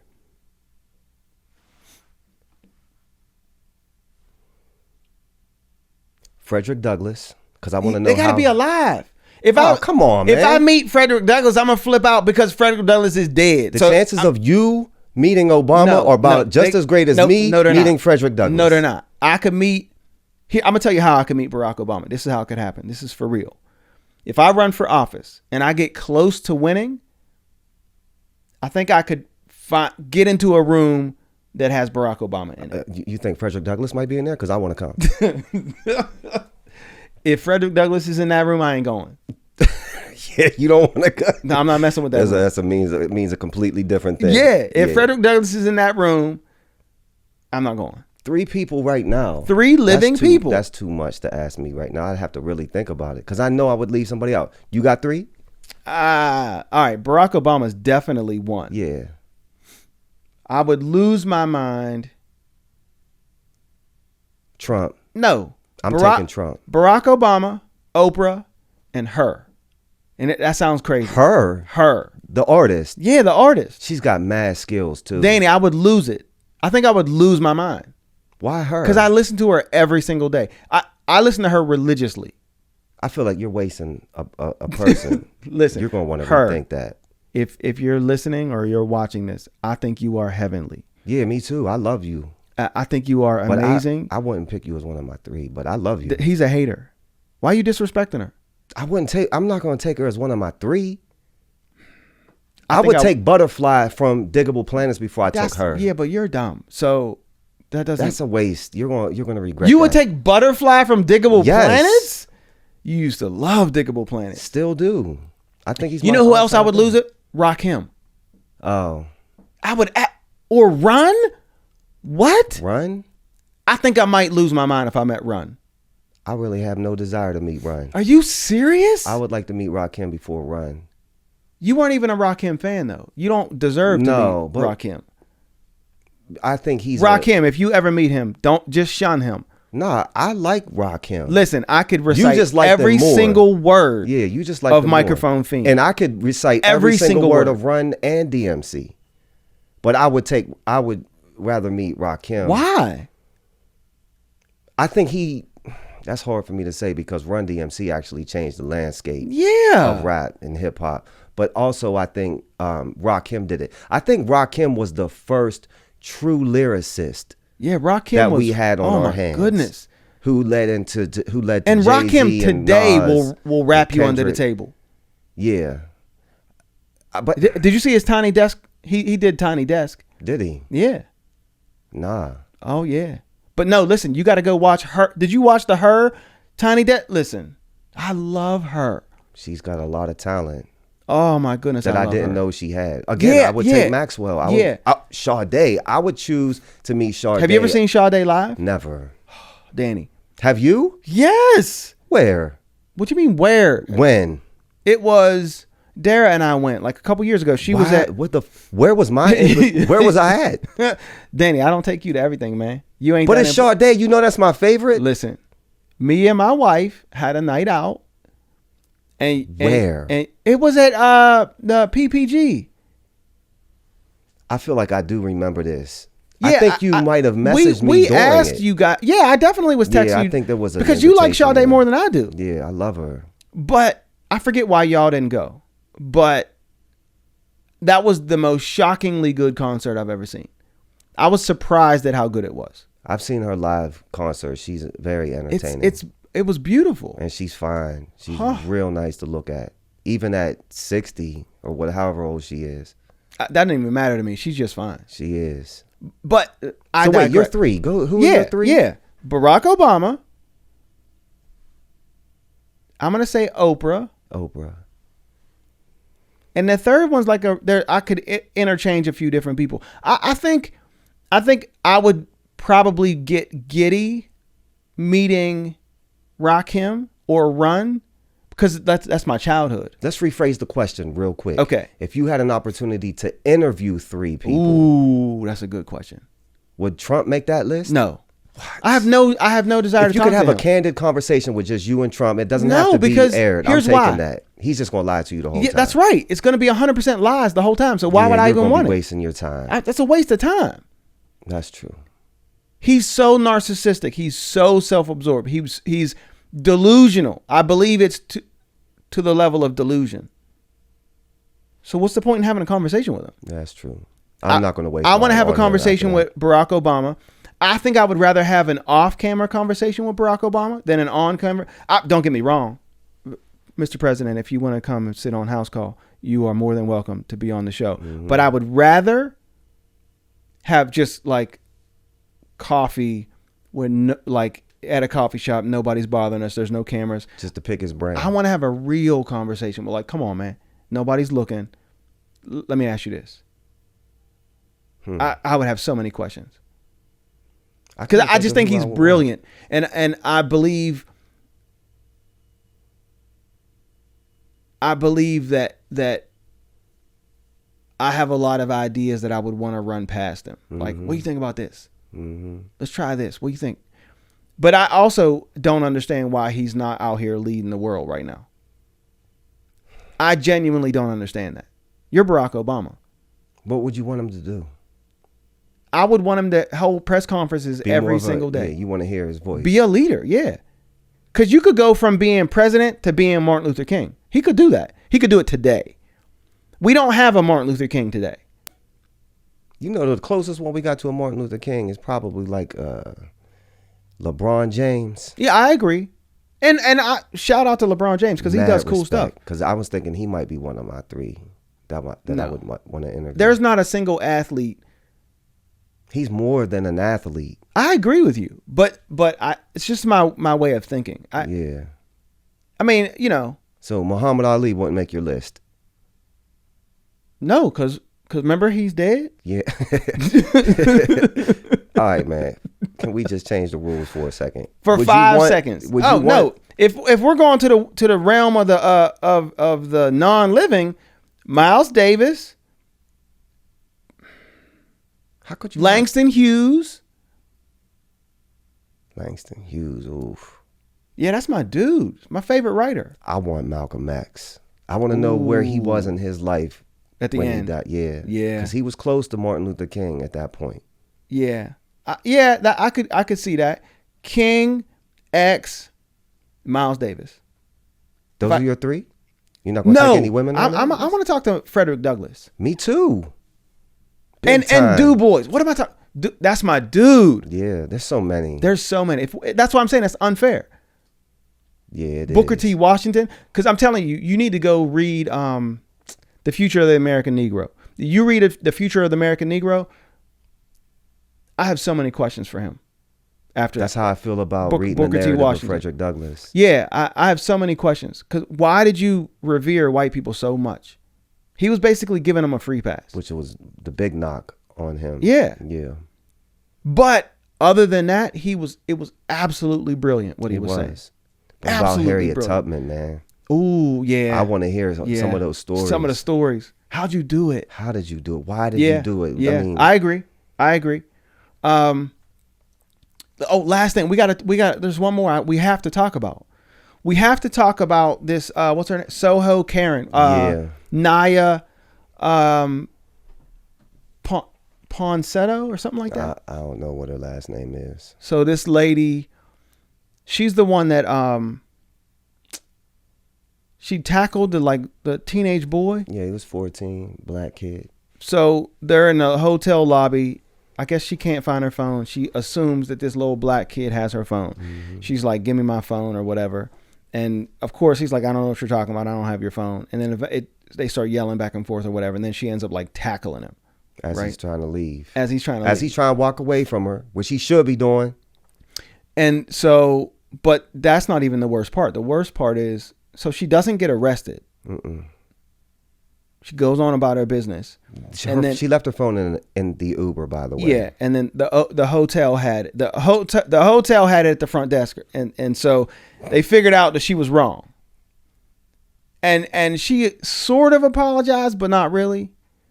But then did you see the interview she did with Gayle King? She did this interview where, like, so when you watch this interview, you're gonna see, it's gonna be abundantly clear something's wrong with her. There's no question there's something wrong with her, because she's just out there. But she's out there in this very white privileged way. Yeah, with a lot of arrogance attached to it. Yeah. Like every move you're making is the right move. Right. And what's interesting to me is that now there is this wave of outings of people like this. You know, there was the lady in like Central Park that accused that black man of like harassing her, and then turns out like there's, you know, video and all this stuff of the fact that she's actually the one that was the problem. But there's just this attitude of, and this is something that, you know, average Joe black person has seen for their entire life, of these like kind of middle class, upper middle class white people believing in their core that you are subservient to them on some level, and that they can kind of just tell you what to do, or that you're not allowed to be where you are, and that sort of thing. And it's just it's amazing to me, first of all, when you see it in action. But what's most amazing to me is when they get called out and don't acknowledge, like, okay, you got me. Right. Yeah, there's this white privilege affords them the ability to not see us if they don't want to. Right. But we always see you. Right. So this is no big deal to us. Right. We're not surprised by what we see because we have been seeing this. Right. But you don't really see us. And never have. No, because you get that shield of white protection. Right. So like, anytime I hear somebody talking about I don't see color, I'm like, well, that's privilege. Yeah. You have the privilege to not see color. I don't have that option. Right. Yeah, especially someone of your hue. Yeah. My skin is fear for a lot of people. Right. There's divide though within the black community, colorism. People not wanting to admit that, listen, you're a much bigger threat than I am. Right. Right. I could sit here and cuss, which I've been doing. You don't cuss. I would never do that. I would never do that. Right. You're not going to do that. Right. You set a different standard for yourself. And it's because of that dark skin of yours. Yeah, because I've come to recognize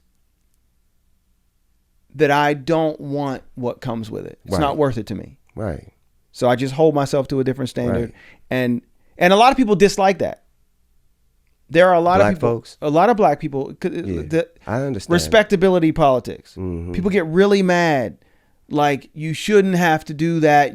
That's kind of a sellout move to attempt to adapt to them, because even if you wear a suit and tie, they're still not going to love you. And I agree with that. Yeah. Like that's most deaf, you start keeping pace, they start changing up the tempo. Right. Yeah. And I agree. That's 100% true. But I still don't see the value in shooting myself in the foot. Right.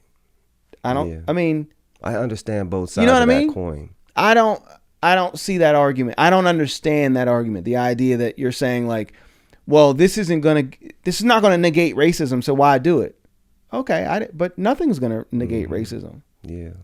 So I'm just going to carry myself the way my mama taught me to carry myself, and 9 times out of 10 that works out for me. Which is all of it is just part of the problem and the difficulty of navigating through this white world. Right. It's difficult, man. What is the right move here? But here's the thing. I don't even like calling it a white world. It's just the world. Well, here in America, we are living in a white world. Yeah, but they own everything. Yeah, but it's still just the world. Yes, I agree. 100%. Like, I don't concede that it's their world. It's their clubhouse. They have a clubhouse. It's their clubhouse. We're living in it, and they don't want us to take over. They don't want us sitting at the table. No, the world is not their clubhouse, because first of all, not the world. I'm talking about America specifically. Okay, well, America is definitely their clubhouse. Yes, that's what I'm talking about. All right, America. I'll give you that. Yeah, but the world, no. America, this is theirs. Yeah. They own this. So it's very difficult to try to navigate through this. You don't want to wear hoodies. Right.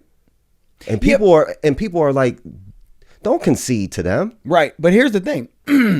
My thing is, that's my choice. Mm-hmm. I don't want to wear hoodies because I don't like being looked at. Like if on a Saturday afternoon, if I'm running around running errands and I'm wearing a sweatsuit, people treat me different. Mm-hmm. So I don't do it. Yeah. Because I like to be treated. You know me. I don't want you to call me hun. I don't want you to call me dude, bro. You want to be referred to as Dr. Brock. Yeah. When you got your doctor stuff on. So I got to look the part. Mm-hmm. I have to look like what they perceive is right. Yeah. Because I want to be. I'm finicky. I need you to treat me a certain way. But that's only because you're black. What's only because I'm black? The way you feel. I don't know. You could wear a nice sweatsuit with a hoodie if you're white. Yeah, I agree. And still I agree. get respect. Yes. Yeah, that's true. You're not going to get treated like a thug. Right. I agree with you on Right? that. So it's because you're black. Yeah, So navigating these waters is difficult. Yes. But I don't think there's anyone on earth that can completely remove themselves from that paradigm. Yeah, no, it's impossible. You know what I mean? Mm-hmm. If you're 7 feet tall and, Mm-hmm. and weigh 320 pounds, people will be afraid of you. Right. If you're fine, you're going to get hit on. If you're drop dead gorgeous, I don't care what you do. Yeah. You're walking down the street, people are going to be looking at you, and you got to deal with the looks. Right. You know what I mean? You know what? That reminds me. I want to know what that would be like. Like to be. I don't. You don't know what you don't even wonder. For people when you walk past them and everyone's staring at you. Yeah, to be. Nah. I don't even know how to say her name. Gal Gadot, however you say it. Wonder Woman. Oh my. Danny. Yeah. She's so pretty that I feel like my stomach would hurt if I was in a room with her, because I wouldn't be able She's too pretty. She's- I feel like there's a perfection. there's a level that line. you've gotten. There's a line that you can't cross. Yeah, I was like, I can't believe that. That's she's not real. No, I think it's real. I think she's that fine. Yeah, she is. But I would want to know, like to be Denzel Washington or to be Brad Pitt, to be just that fine. I don't know that I don't see. You're different than I am. I really don't care to be sitting in front of this camera behind this microphone. no. I'd rather be on that side of the camera. No, you not me. you really like to be on this side of it. Yeah. You've always liked that. Yeah. Can I have your attention, please? Yeah, Yeah. I'm not. Yeah. That's not me. Because I believe, here's the thing. I believe that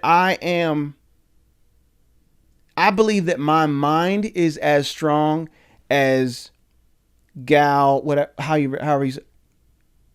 And here's the thing. I'm not suggesting that she's where she is because she's pretty.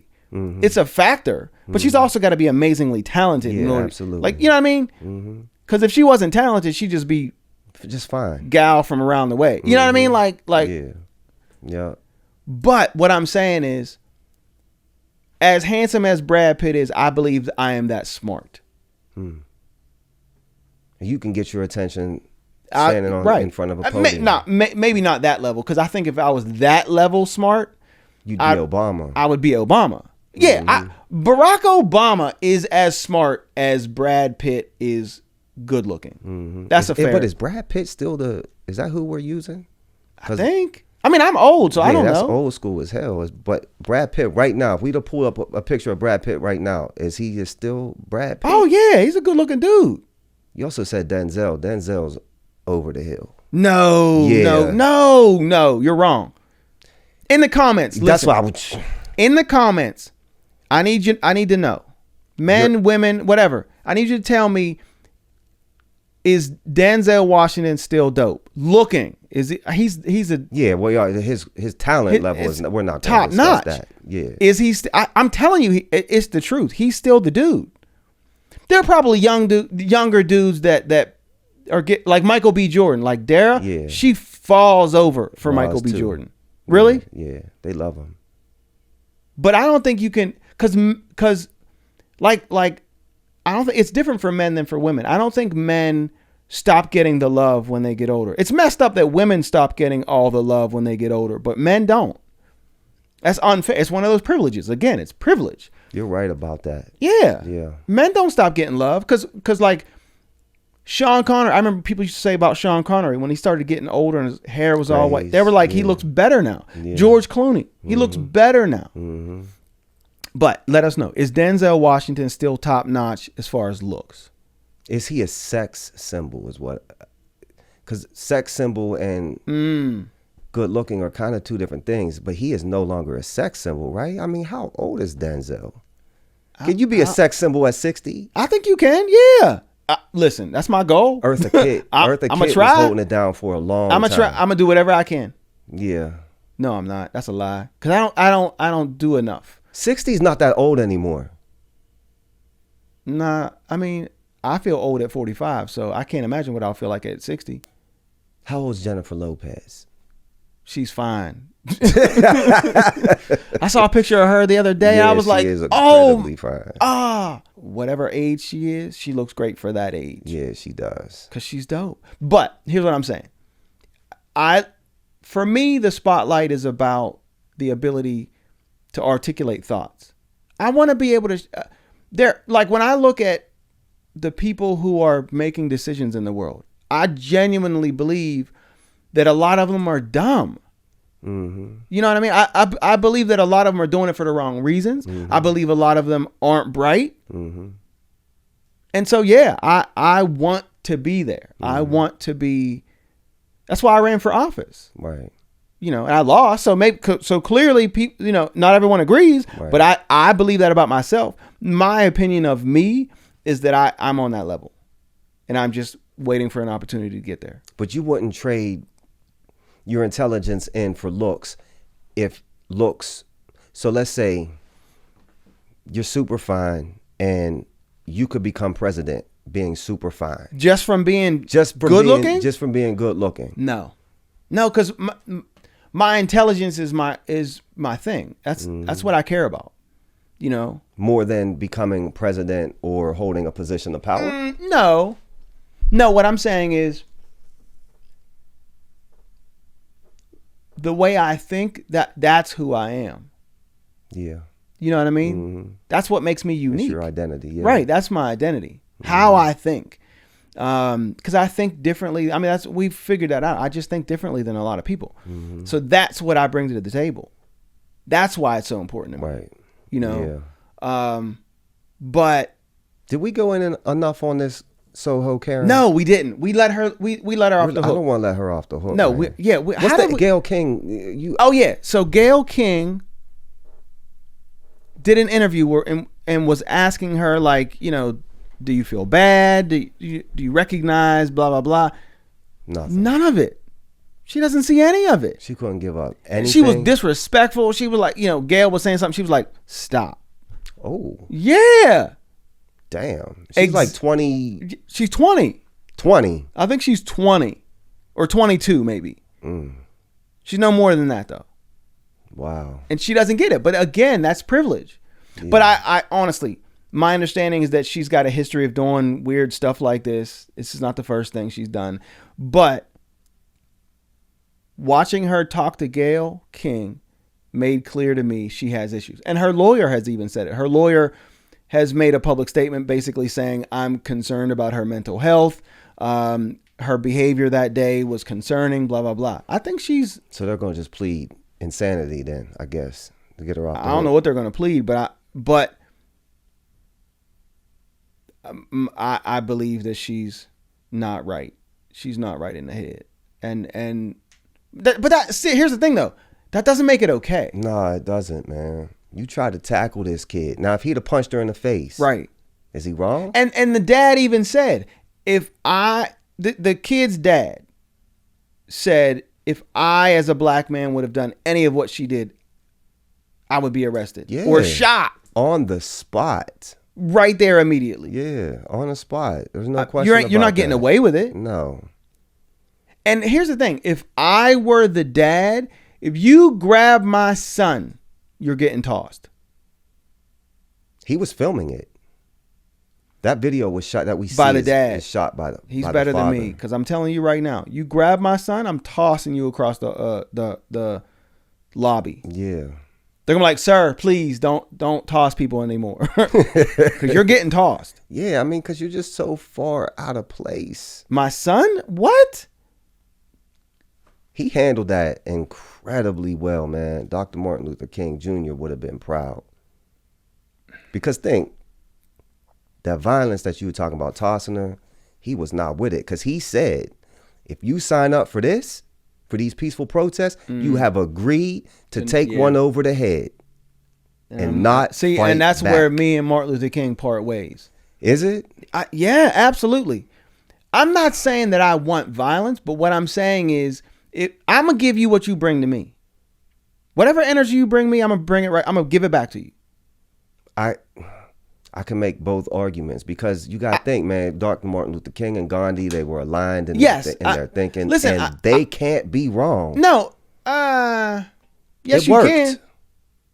No, I don't agree. If Martin Luther King would have had them out there fighting back the way Malcolm X wanted to do, by any means necessary, Nope. we wouldn't. We would still be drinking out of the colored water fountain. I don't agree.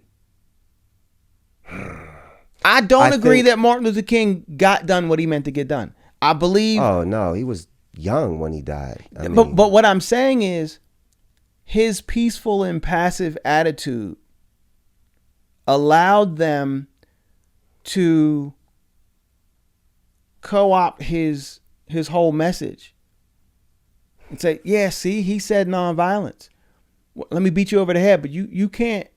But what changed the landscape and changed this culture, this idea of you wanting to change the culture, which is absolutely what needs to happen, right, is white people sitting at home, not having access to social media, but on the news, they're seeing people getting sprayed with water hoses and attacked by dogs. They saw that. Right. That's what changed. That created an opportunity for change. And if you're going to go big, if you're really going to go big, and you want to try to compare Gandhi and Dr. Martin Luther King with Jesus? Yeah, I'll give you that. Jesus would. I'm not trying to make the argument here that I think that's the right thing to do, that SoHo Karen shouldn't have gotten tossed across the room. Did she deserve it? Maybe she deserves it in the same way that Pence. He deserved for the mob to get him. Y'all, you created this monster here. You asked for it, so here they go. Your chickens are coming back. Right. No, you jump on a 14-year-old kid for no reason. You get tossed across the room. I mean, yeah, but see, here's my thing. My thing about tossing SoHo Karen across the room, and I want to be careful about that, because you're talking lightly about advocating violence toward women. So that makes me feel a little bit weird. Tight. Yeah, you're right, and we should feel that way. But what I'm saying is, if you grab my son, I really don't care who you are. Is your intent in that moment to hurt this person? No. Or to send a message? No, it's not about a message. It's about it's a boundary. I'm setting a boundary. You will not listen, do you have to toss them? Can you grab her and move her out of the way and stand between you and your son, and that's a nonviolent response? Tossing her is a violent response. I don't think I'd have the ability. But I'm not asking you what you're capable You're of saying, in that should moment. you? Yeah, what's the right thing to do in that moment? If you come at my son, listen, I got a holy... If she's all of 100 pounds. I got a holy trinity. Okay. And it's in no particular order, because the holy trinity is untouchable. Okay. My wife, my children, my mother. Okay. You come at any of them, God help you. Simple as that. Listen, if somebody comes at you, Pep better handle that. like, hey Pep, you all right? Right. But that's exactly what I was just getting ready to ask you. I'm not on that list, because you look at me as someone who can. But no. Defend himself. I don't like that idea. You're picking women and children. The idea, though, is that's my job. Is it? Yes. 100%. The protector. It is my job. Are feminists okay with that? I don't know. But are they? I don't know. I agree. I'm saying I thought you were saying I don't know in a way that you were also saying I don't care. That's not my concern to worry about what they're worried about. I need to worry about my family first. No, here's what I'm saying. My value system, this is what it is. This is my job. My role in I this, look at myself as the protector too. if someone runs up in my house, am I gonna be like, baby, go down there and handle it? What? That will never be the expectation. Never. Right. Yeah. And I don't know that it So should if we're be, out but in a crowd and somebody grabs now here's the thing though, my wife is real. But you know, she got hands. She literally has hands. Yeah. My wife has punched somebody who grabbed her butt. Really? Did you know that? That's Nah. a true story. When you were with her? I mean, were y'all together? We were married, yeah. Really? I was actually mad. Yeah, because You were mad that she punched him? because that's dangerous. It is. She punched a dude Yeah, that's mad dangerous. and a police officer was right there. You know what the police officer said? Good for you. Well, yeah. Which I respected that. Yeah, But yeah, I agree with you because I get mad at my mom who she trying to flip people off. Yeah, I'm You like, cut her listen, off on the road. That you road trying to get rage- me into a fight. Right. You got to stop doing Because here's the thing. Dude grabs her butt, try to be funny with his friends. She turns around, socks him in the nose. I swear to you. That's the worst place to get punched. But my thing is, if he then punches her back, now I got to go to his house and burn it down. And now I got to go to prison and my kids don't have a dad. It's a bad look. But I was like, please, you can't do that. But my point is, it's not because I don't think she can handle it. She can handle it. It's just the level of value that you place Yeah. on that Some relationship. people are sacred. Yeah. Listen, if you bother my mom after I snap out of it and come to and figure out what happened, they're gonna be like, you killed everybody, right? You killed the good guys. All these bodies around here. You killed the bad That's guys. your count. Like you didn't Yeah. have to do that, sir. Yeah. I'm like, oh, my bad. That would suck. Imagine that, man. I'm getting my heart's beating just thinking about that. Imagine waking up out of one of those blackouts, realizing you did something that you can't take That's back. what I'm saying. So I'm saying when that dude videotaped the exchange with someone attacking his son, I have no idea how he did that. 'Cause I couldn't think have done that. I don't know how You could I have would've handled watched. that. You could watch.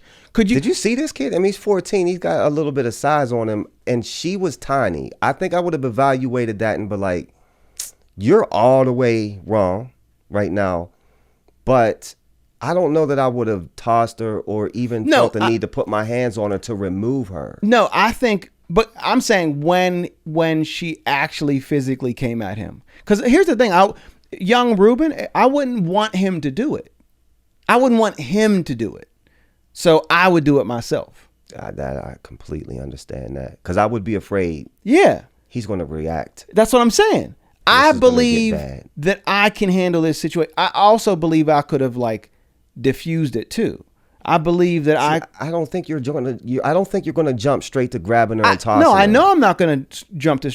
I believe I would have attempted to diffuse it verbally, because I think if I get in front of my son and say, "Listen, ma'am, if you come over here, put your hands on my son, it's going to be a bad thing. So I need you to stop." I hope that ends it. But if it doesn't, and you physically assault my son, I'm not going to allow my son to be in that mess. Right. And if that means you got to be on the other side of the room, then you just got to be on the other side of the room. I'll help you get there. You see what I'm saying? That's the way I would do it. But that's what happened with the cab driver. You know what I mean? And I didn't. Here's the thing. I didn't do anything. I didn't pummel him. I just stood there and told him, "Listen, man, this is about to go bad. Go away." I think we've had these conversations before. Is violence ever the No. answer? Because I think we were. No, it's never a good idea. Ever. Because I think we even went as far as punishing your child. Yeah. Do you spank your child? No. Or what are you saying? What are you saying no to? I'm not a fan of spanking. This is not the argument that we had 5 years ago. Well, but I've grown. Listen, So what's your position now? There's only one scenario in which a spanking is merited, in my opinion. And this is not a clinical opinion. Psychology will tell you spanking is always going to be a bad idea. But I don't agree. I believe that there's one scenario where a spanking is merited, and that is a scenario where your child is too young to reason and is doing something dangerous. This is the argument you made before. So, yeah. That's my position. My position is, if your 2-year-old is attempting to run out into the street, you can't say, listen, you're about to get hurt, because they don't understand. They don't have the cognitive ability to understand the logic of if then, right? There's a set of cognitive skills that they don't have yet, and you're attempting to use it in that moment. Remember I told you this. If you say to a child, you can't have that cookie because you're gonna spoil your dinner, there's an abstract thought in there about causality that they don't have yet at a certain age. So when you tell your child you can't do that and here's why, you might as well be just speaking a different language. Okay, so your child goes out into the street and the neighbor brings them back, and like, your child ran across the street. No. It's too late to spank them. Yes. When does it become too late? After the fact. The spanking, I grab him when he's running into the street. Give him the spanking, like a little swat, so that they associate that pain with running in the street. And, oh, shoot, So can't run in the street. Yeah. The conditioning. Right. Yeah, conditioning. Yeah. Right. Okay. That makes sense. But any other scenario, you're wasting your time. No, you're not even wasting. You're doing damage. And I always tell my students when we get to this operant conditioning section of general psych, spanking is something you can do, and if your child is 1 or 2, cool. Do that if that makes sense to you. But if you try to spank your 14-year-old, don't be mad if they spank you back. Yeah, that's a good point. It's as simple as that. Yeah. Because you get what you get. You take a grown human that has the ability to understand logic, and you skip past logic and you hit them, then they might hit you back. Right. Yeah. And I hope they do. Right. I hope you get punched in the mouth. You know what I mean? Right. Yeah. I hope you get punched in the mouth. Yeah. Because how else you going to learn this? Right. Keep your hands off me. Why are you touching me? Right. You done already told me that violence is bad or all of that. And now you're hitting me? All right, cool. Square up. Yep.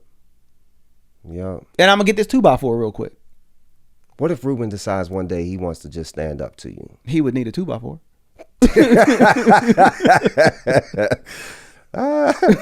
Did I mention my training? Yeah, that's true. Yeah. I would rather we just have an argument and not talk for a month. Yeah. You go your way. Yeah. We're not going to fight. Yeah. That's not going to happen. I don't know that you can repair that. That's what I'm saying. The damage that you comes can't from come that. back from that. So it's not worth it. I don't care what happened. It's not worth it. Unless you like, I come home and you're punching Dara in the face. That's different. But short of that, no. So you come home and he's punching Dara in the face and you say stop and then he squares up with you. That doesn't. No, there's not going to be a conversation. If he's literally punching Dara in the face, he's getting tossed. I don't know why why that's the thing. Everybody got to get tossed. Well, it sends a message. I don't want to punch anybody. I don't want to you know what I mean? I would never want that. I don't want to inflict actual harm on anyone for any reason. Me neither, man. I just don't believe in it. I don't believe in the idea of actually hurting someone. That's the number one reason why I don't own a gun. Yeah, I understand. I don't want to have to pull that trigger, man. I don't know.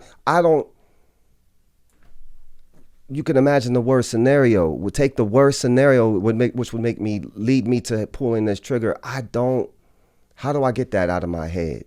I'm the kind of person. You don't get it out of your head. Yeah, I'm the kind of person that's just going to process that. You're not forever. coming back from that. No, you're permanently altered. Yeah, which is what they say. Once you take a life, like when you're at war, you take one. Yeah, you're a different person now. And I wouldn't want that. I would never want that. But what I would say is, I'll do it if I have to. Yeah, right. If you run up in my house and I think you're going to rape or kill anybody, then I'll just be altered. So will you. Yeah, forever. Yeah. Yeah, you about to let me know what's in the afterlife. Send me a card, do something. Yeah, But that's the only way. That'd be the only way for me. Yeah. But I also can't begrudge anyone who has a different value system. You know what I mean? There are people who don't see the world the way I see it. My thing is human life is too valuable. You know what I mean? I don't want to hurt anybody. Mm-mm. But I have serious boundaries. Like, do not come at my family. All bets are off. But you're also not suggesting that your reaction in that moment is the right response. I'm not saying yeah. If as a theoretical exercise, what should be done in that moment, I don't know. I'm not suggesting that what I'm going to do is what should be done. What I'm saying is I know what I'll do. Will be done. Right. Yeah. Right. And then we can have this intellectual exercise about whether it was right or wrong after the fact. Mm-hmm. But I'm telling you what's getting ready to happen. Mm-hmm. You know what I mean? What would Jesus do? I don't know. Yeah, Jesus walks in, and the three wise men are trying to take Mary. Yeah, Jesus is not punching anybody in the face. Is he tossing them across the I don't manger? even think he's gonna toss them across the room. He's not even gonna he's not gonna push them. He's gonna be like, please, gentlemen, stop. He ain't gonna pick up one of them 2x4s that he does work with. Because he's a carpenter. He's a carpenter. I don't think he's doing. I don't think so. But he's way better than me. Way better. I can recognize that he's better than me, but I'm not letting nobody hang me up on a cross. Oh no, we'll just scrap. Yeah. I'll die right here. I'll be down. You can hang here. me up after I'm dead. But you got to kill me first. But I'm not gonna be alive up there. Yeah. Yeah. I feel but I do believe that we should aspire. At least aspire. Yes. To be that good. And admit when we're wrong, when we make the wrong decision. Yeah, when you're SoHo Karen and you tackled a 14-year-old right. and Gail asks you, why you do that? Right. I'm working on me. When you got time to process it, you need to come I'm working on me, and I'm wrong, and I apologize. And if they could ever see it in their heart to forgive me, what can we do? What can I do to make it better? That's what I would hope for. A good human being, that's what you're going to get. Mm-hmm. Yeah, that's asking a lot, though. It's a lot. In this day and age. But we covered a lot of ground today. I love it. I do, too, because even though it felt a little bit all over the place, I feel like it was a good conversation. Hopefully, if you heard any of this and you have reactions, put your reactions in the comments, because we really want to be able to respond to your questions and comments. Right. So whatever we've said that you're into it, you're not into it, let us know. Also, let us know what topics we didn't cover that you wish we did, because we're going to be having this 2-hour block of time on Hot 101, so we got lots of time to cover ground. But also make sure you subscribe. If you check us out, if you're watching us on YouTube, make sure you subscribe to our YouTube channel, because that is how you support shows like this, by subscribing, by watching, by sharing the videos. That is literally where our revenue comes from. And trust me when I tell you, there is not a lot of revenue right now. So if you want that to change so that we can continue to do what we're doing, please like it, share it, and watch it. Just put it on loop as you're cooking your dinner. Just put it on loop and listen to us. And tell us what you want us to know. And let us know. Here's what I want from everybody. What is your 3? Remember we talked about the 3 people you'd want to meet. Yeah. The 3 people if any person alive, what are your 3? That's what I want to know. We also asked about who's the best looking. What's the standard? I don't know. Does Denzel and Brad Pitt, do they is that still the standard? Yeah. I don't know. I don't think it's the standard any longer, but you don't think? Maybe for women and men who are 50 and you're saying there's got to be somebody younger. I would say maybe. Michael B. Jordan. Who's that? I forget who plays Superman. He's a good looking dude, right? Yeah, but I was thinking the dude from Thor, the dude who. Oh, they Thor. love him. Yeah, but he is a good looking cat though, and so is Michael B. Jordan. Who's better looking? Chris Helmsworth. Is that what his name is? Chris Hemsworth. Helmsworth or Hemsworth. or Michael B. Jordan. You know who I think is better looking than both of them still? Who? It's What's his name? Shamar Moore. Oh, I know who Shamar Moore is. I know you know who Shamar Moore. That's why I was trying But you to get could you have to just come said up with Shamar it. Moore. But I feel like he might have lost it. I could have just. Yeah, he might have lost it. Wait, but hold on. Why is Shamar Moore watching our show right now? And he was Yeah, gassed no up? disrespect, man. Listen, because he was like, still good looking. Yeah, but- Shamar Moore. Yeah. Wait, what you did he saying? say? I just lost it. Why you saying I These lost guys it? got- Good thing they only got 7 people watching. Literally, listen, Shamar Moore. Yeah. You ain't even gotta be mad. Don't We got sweat. my mama don't be watching my show, so Yeah. don't Nobody even worry watching about it. But yeah, that's what I was thinking. But You think he looks better than Michael B. Jordan? not now, no. I don't think he But I ever think looked he better than did. Michael B. Jordan. I don't think Michael B. Jordan's that good looking. I'm gonna go ahead and say it. He's all right. Like Daryl would box you for that right now. like in Black Panther with the dreads. Yeah. And just the whole presence about him. Yes, very attractive. Like he's somebody who you would aspire to Okay. be. I could see that powerful, Right. strong. But if you were just going to take a picture of Michael B. Jordan, nah, really? I don't see it like that. All right. I don't Do know. you? I mean, you think he's that good looking? He has I sex think- appeal when you see him in action. Yeah, but I think the reason I hold him in such high esteem is because Dara literally Yes. drools over him Right. all the time. Right. So it's kind of like ingrained in me that he's good looking. Mm-hmm. But I think yeah, Thor's I think I look at Thor, I'm like, he's a good looking if dude. you were just looking at pictures or silence, and they were in yeah, silent motion. Thor, Superman. Who is this Superman? Superman, I forget what his name is. I don't know what his dude? name I is, think but he's I a good looking know- dude. Yeah, I think I know who you're talking about. And who else? Why are we talking about good? I don't know, because it's our show. We can do what we want. That's a good point. Everyone else is tapped out. We're just talking. I know. Everybody else already turned this Yeah, off. it's over. You already did the wrap up. Look, They're the they credits just done rolled. It's just us. Talk about good looking dudes. I'm all right with that. All right, if you're still watching, I want to know who you think the good looking dudes Yeah. are. Because I know we're forgetting people. There's a lot. Yeah, there's got got to be someone we're forgetting. There has to be. All right, that's enough nonsense for one day. It's fun, this is fun. So like I said, make sure you subscribe. Be on the lookout for us on Hot 101. We are coming soon. I'm very, very excited about what House Call has in store. But that's all we've got for today. I'm here with Danny Miller. I am Dr. Rueben Brock, and this is House Call.